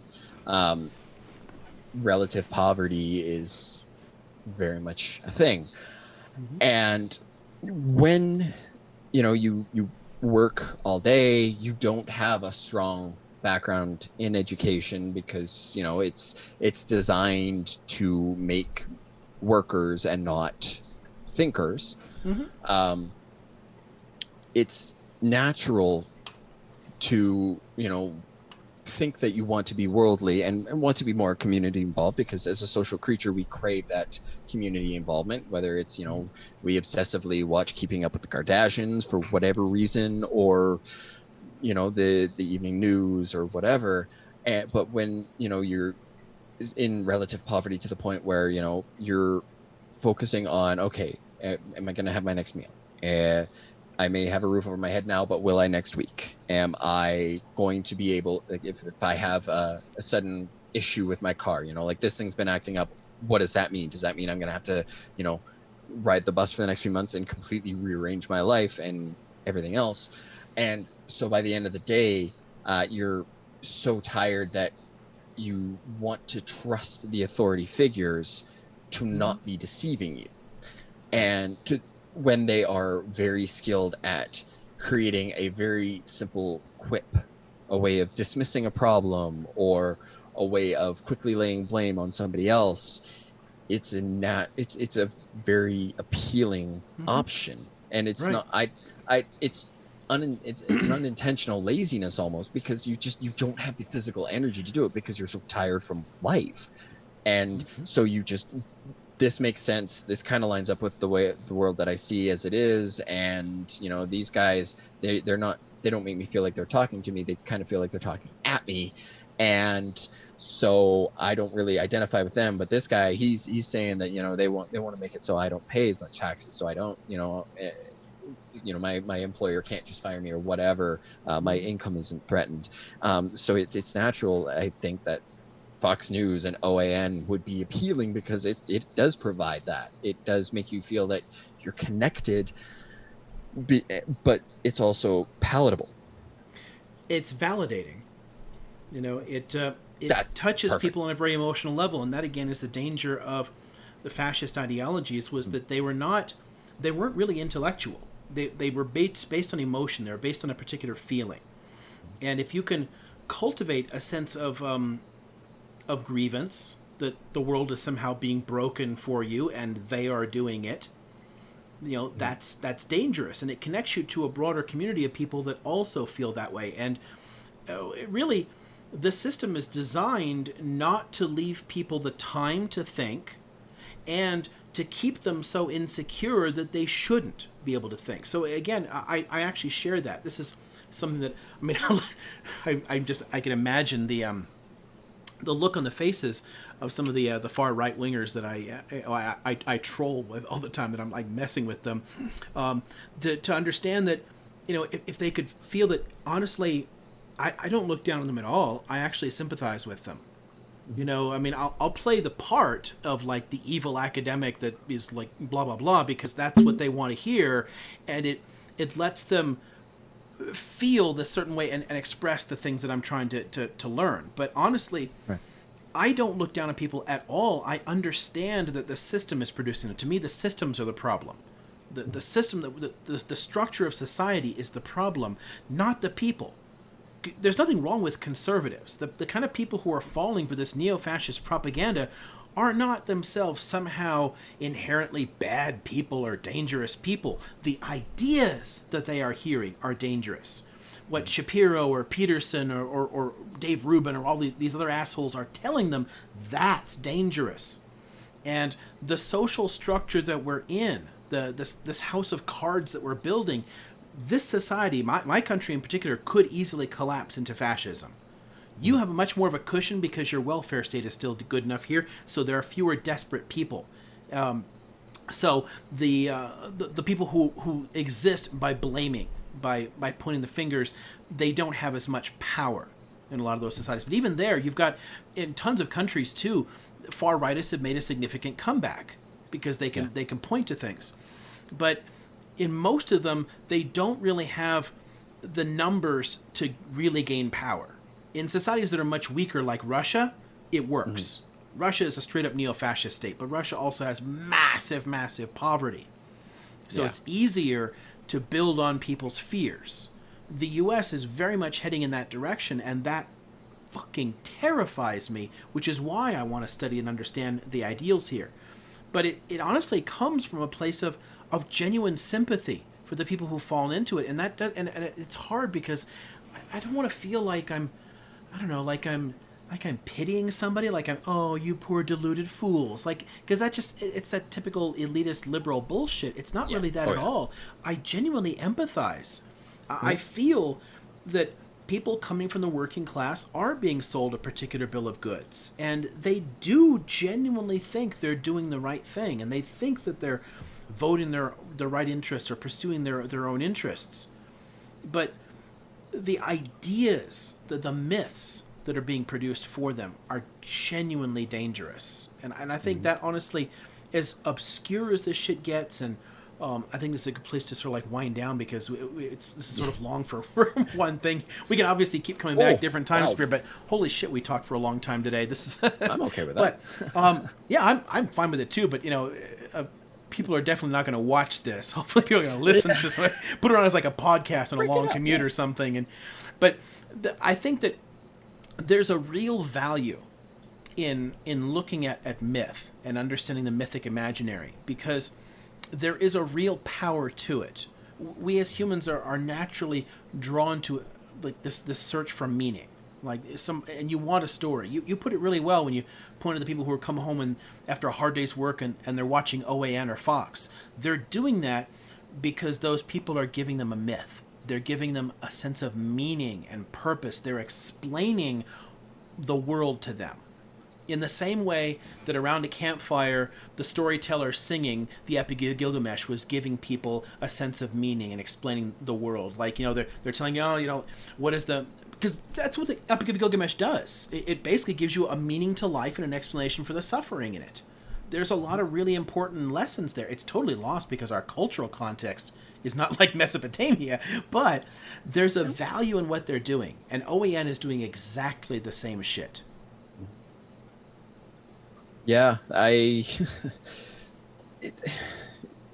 I think the one thing, as you said, it's important to remember empathy, not pity, because empathy is going to help us connect and be like, you work hard, like somebody's taking advantage of you, and that bothers me. Right. But of course, the problem is though is that directly conflicts with the myth that's there, because the myth is you're not harmed, you're not helpless. Come on. And I remember that being fed to me as a kid, like when I was like 16, being told, or being asked, like, well, do you think right from wrong? Because they say that like, there was a particular case where somebody that was the same age as me wasn't being tried as an adult because they weren't an adult. And if I knew then what I know now, I would have answered a lot differently. But my answer to, well, don't you think that right from wrong? My answer was, well, yeah, of course I do. My answer now is, I mean, yeah, but that doesn't mean that I'm always going to do it. Because you're 16, you're young, you're dumb, you're full of cum, and it's kind of the natural way of things. Your body is a hormonal disaster. It's changing. Males are genuinely stupid in their teens and 20s. There's no way around that. Oh, ain't that the truth? It takes a little while for our brains to finish maturing, A little bit. Yeah. But if we can, you really hit it again, like that feeling, that even that empathy, that trying to understand. The problem here is that what I do and what leftists are doing is they're looking at the systems, and they're focusing on the systems there, and that honestly is just too abstract. It just doesn't make sense. You can't easily oh, wow. I don't know if you saw that. I was looking at the screen and I could watch like Minerva jump. Minerva. Minime.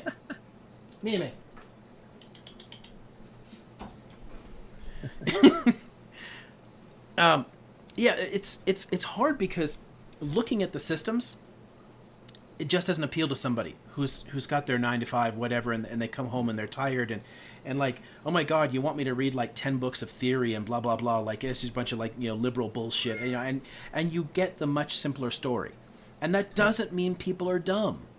We just don't have the time and luxury to look at it. Yeah, I mean, hell, why did ancient Greece have a bunch of philosophers? They had tons of slaves doing the work for them. I mean, they had the luxury to do it. Most of us don't have the time to really invest in this. And that really plays into the hands of that myth.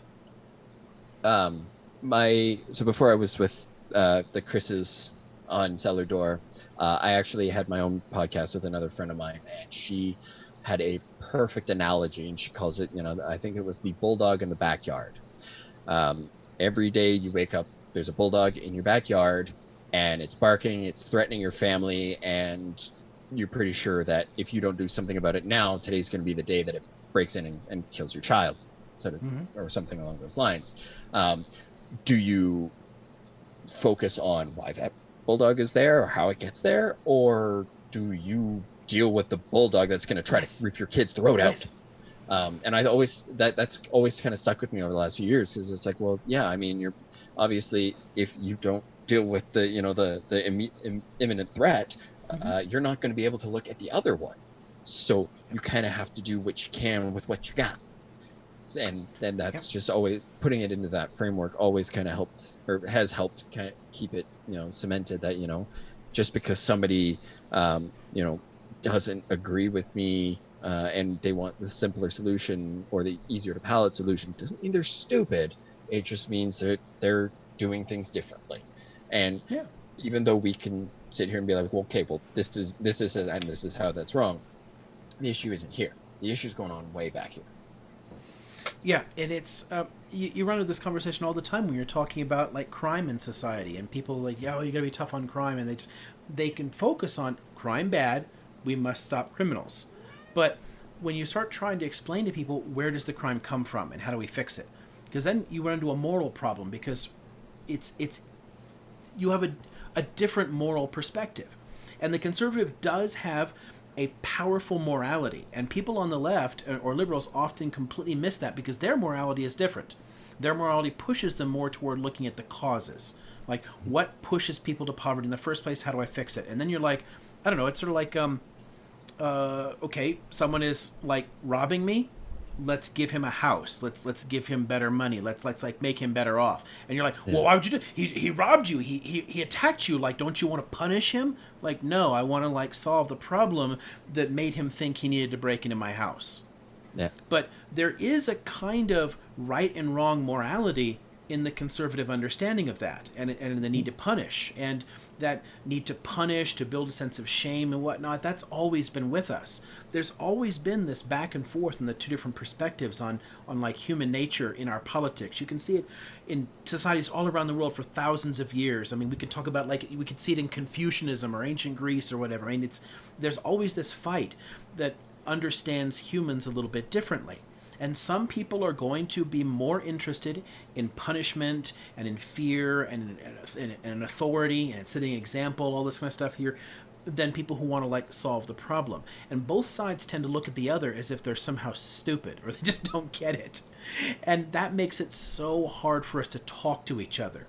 Yeah. And I think what I'd love to see is, it's one of the reasons that, I mean, we have had all kinds of delays in trying to get this sort of thing launched, but I'm actually trying to launch a little YouTube channel with somebody who's quite fairly conservative, and basically have a dialogue back and forth between me and a conservative, you know. And the idea there is if you can show enough empathy to have conversations with people, if you can, like, I fundamentally disagree with you, but I'm going to have a respectful conversation with you about it, maybe we can find ways to talk to each other that account for that different morality, that account for that different psychology there, because we have to find ways to talk to each other. If we don't do that, then this is just going to keep getting worse. Then the propagandists win. Yeah, absolutely. And I understand. That's as two white guys talking, that is also a privilege for us, is because it's not our lives that they're devaluing, other than to say we're dirty, filthy socialists because we think that taxation is valid and universal healthcare is a good idea. Like that's not us. It's Black, Indigenous, people of color. It's members of the LGBTQ plus community, exactly, and all of that. And so it's the way I see it is that those of us who have that privilege, while it's important for us to listen to the marginalized voices and advocate for them, we also are in a more unique position to have those kinds of conversations. And we don't necessarily have to give ground, but we don't have that same imminent threat. Exactly, and it gives us an ability to push back, right? Yeah. That little bit of like white male privilege there that sort of gets somebody to have those conversations with you. Yes, I'm in no immediate danger, based on the ideas of these vicious assholes, but I'm also in a better position to influence them, and to push back against these, and to defang a lot of these dangerous ideologies. I mean, can you imagine if we can help people to understand what Peterson is doing with his myth, and you do that by saying, yes, I acknowledge that he has given you some useful life lessons that have helped you, but here, you'll get more out of Marcus Aurelius than you will out of Peterson. Like, there are better ways to deal with those problems that don't necessarily make you a proto-fascist asshole.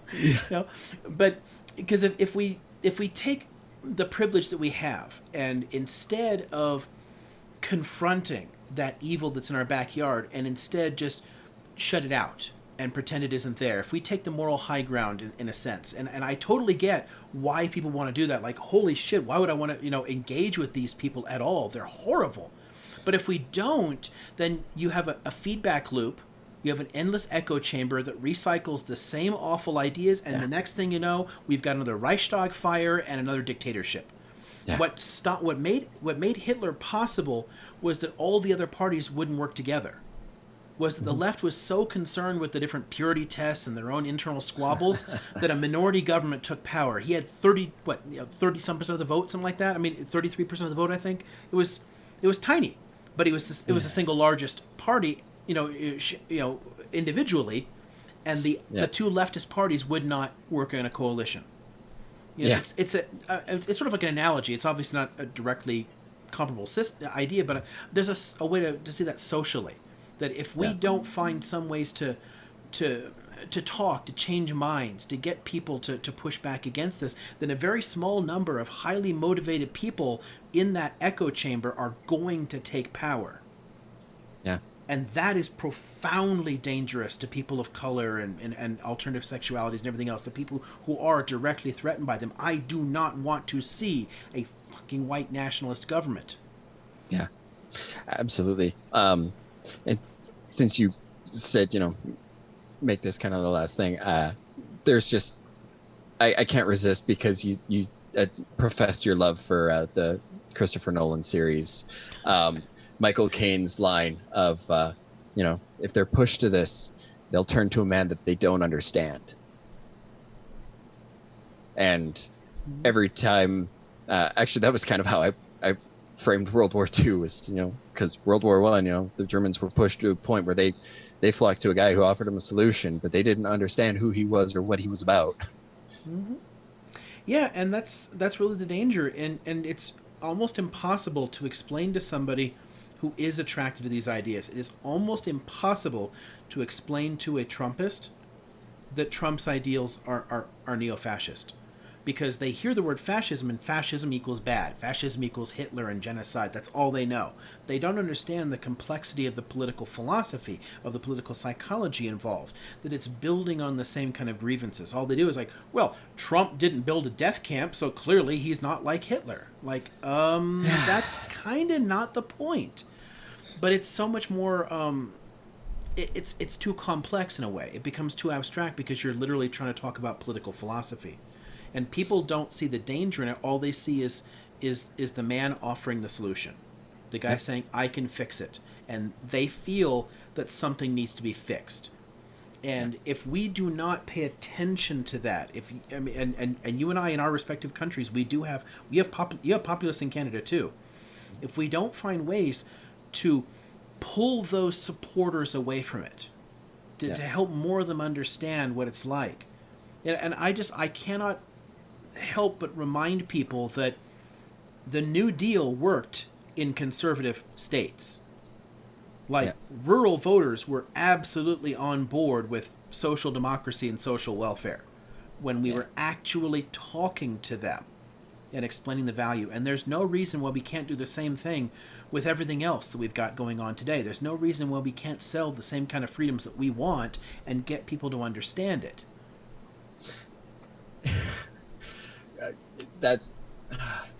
A lot of pop culture examples work really well for me. I don't know if you've heard of the show. It's called Superstore. It's got America Ferrera in it, and other actors and actresses that I can't name. And it revolves around life in a television version of Walmart, basically. And they are, in the later seasons, they make a big show of unionizing because of issues they're having with corporate, denying them, decent hours, maternity leave, things like that. Calling ICE on them at one point as a way of shaking things up and getting rid of the union. And there's one particular episode where the one guy who's pushing for the union, Jonah, he comes from a very privileged background. His parents are very wealthy. He dropped out of business school and just started driving because he was having a personal crisis. And essentially, he has to try to coerce the guys who are running the back room into coming back, because they followed the one guy who's just group leader for whatever reason, the social hierarchies. And he decided to go against it, so the rest of the guys didn't. And then Jonah is trying to win him back. And as they're talking, the guy Marcus looks at Jonah and he says, you can use all those words and talk about healthcare and hours and vacation all you want. They're not going to listen to you. What they want is a guy who is willing to just drink a gallon of ranch on a dare. And the episode actually ends. We find out Jonah drank a gallon of ranch because he tried talking to them and it didn't work, but that did. He shows up with the union cards and he's got ranch all over his work vest. And that may be a comedic point, but it also lines up very, very well with what you were saying. Is Yeah, you yeah, can't just talk at them. It's, show them, like, this is how you exactly. benefit. We have to talk to people, and there's both an urgent need to find ways to reach folks where they are and talk to them, and there's also something interesting in what you're mentioning. Pop culture stuff is great too, and television, films, music, all kinds of things. There's a great deal of revolutionary potential in art forms. Yeah. And I think that we don't really realize that. It's sort of a fun one here, and like any right wingers who end up watching this might like, oh my god, he's going to reference one of those Frankfurt people, but I sometimes assign in a particular class I do on political violence an essay by Walter Benjamin, The Work of Art in the Age of Mechanical Reproduction, and I do it as an interesting challenge to see if people can figure out what the hell he's really after in it.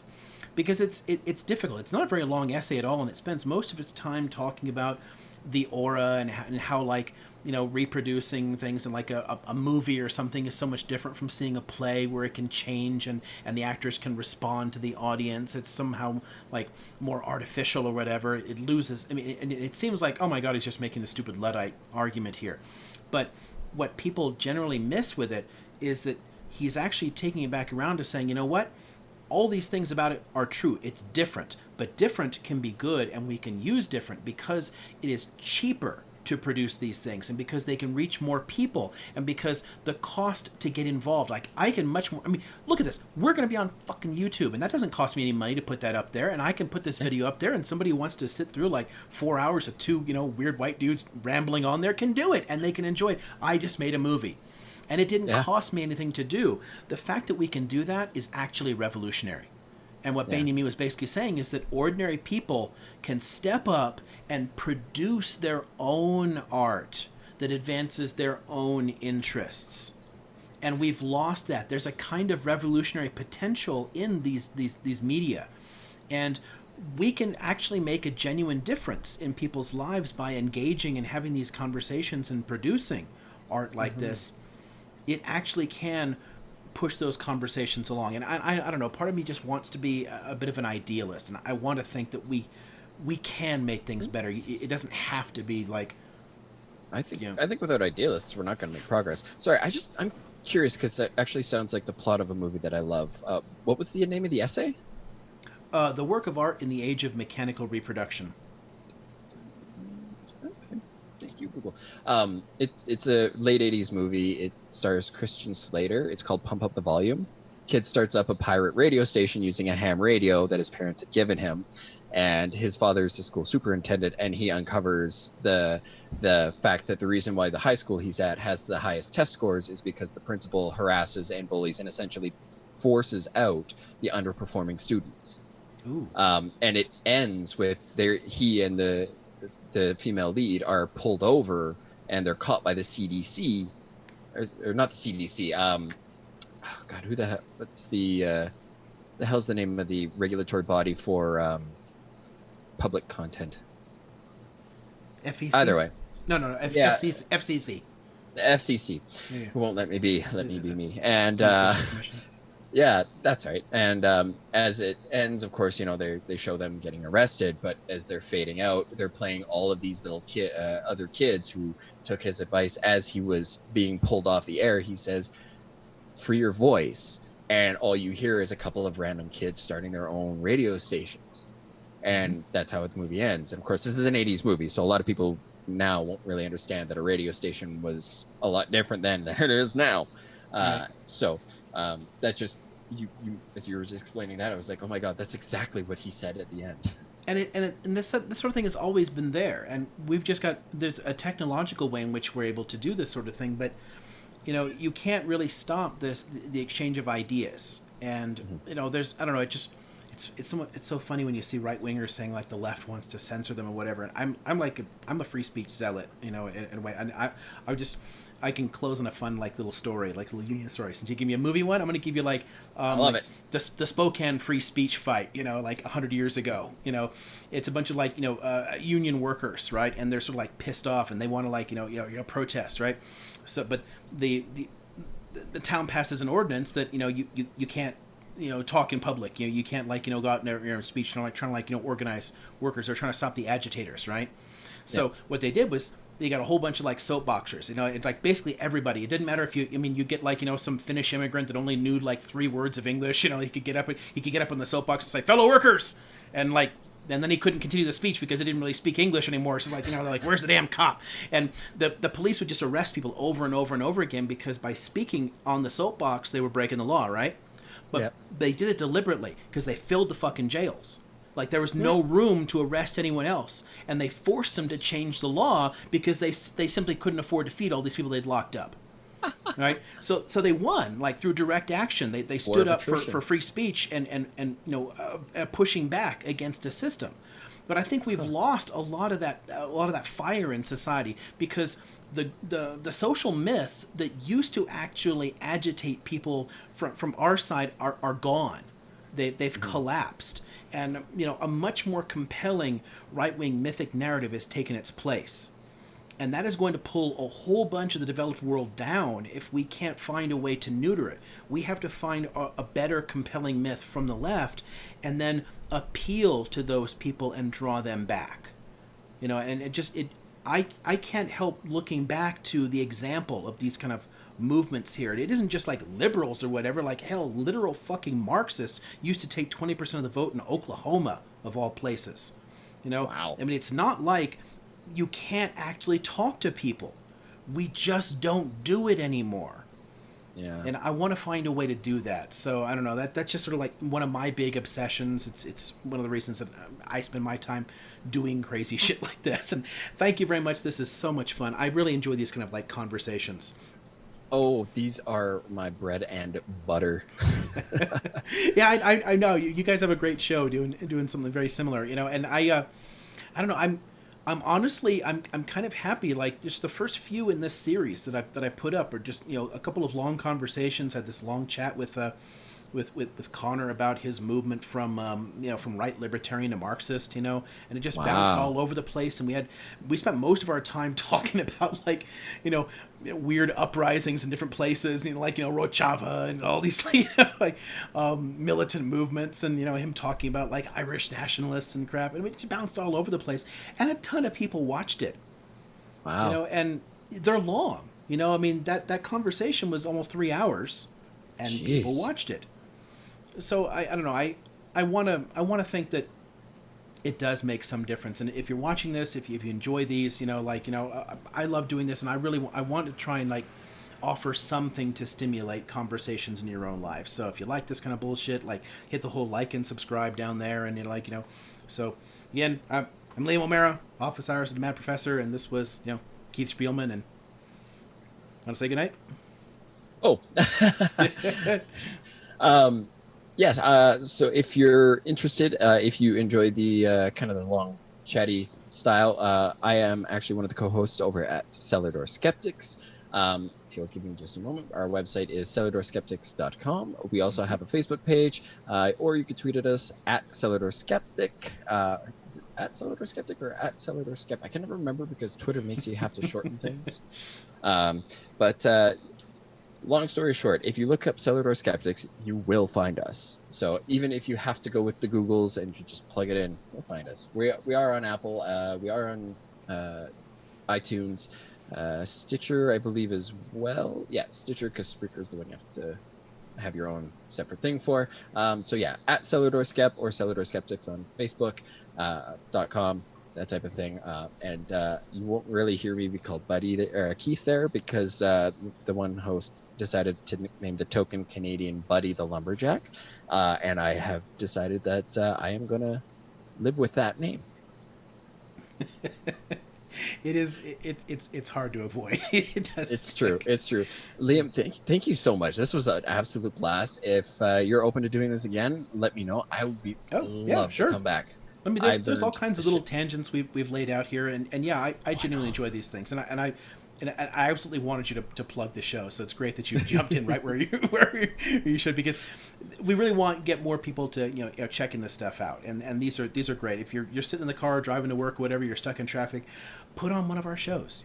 You won't regret it. It's easy. Yep. So yeah, let's do this again sometime, and yep, have a great night, everyone. Have a good night.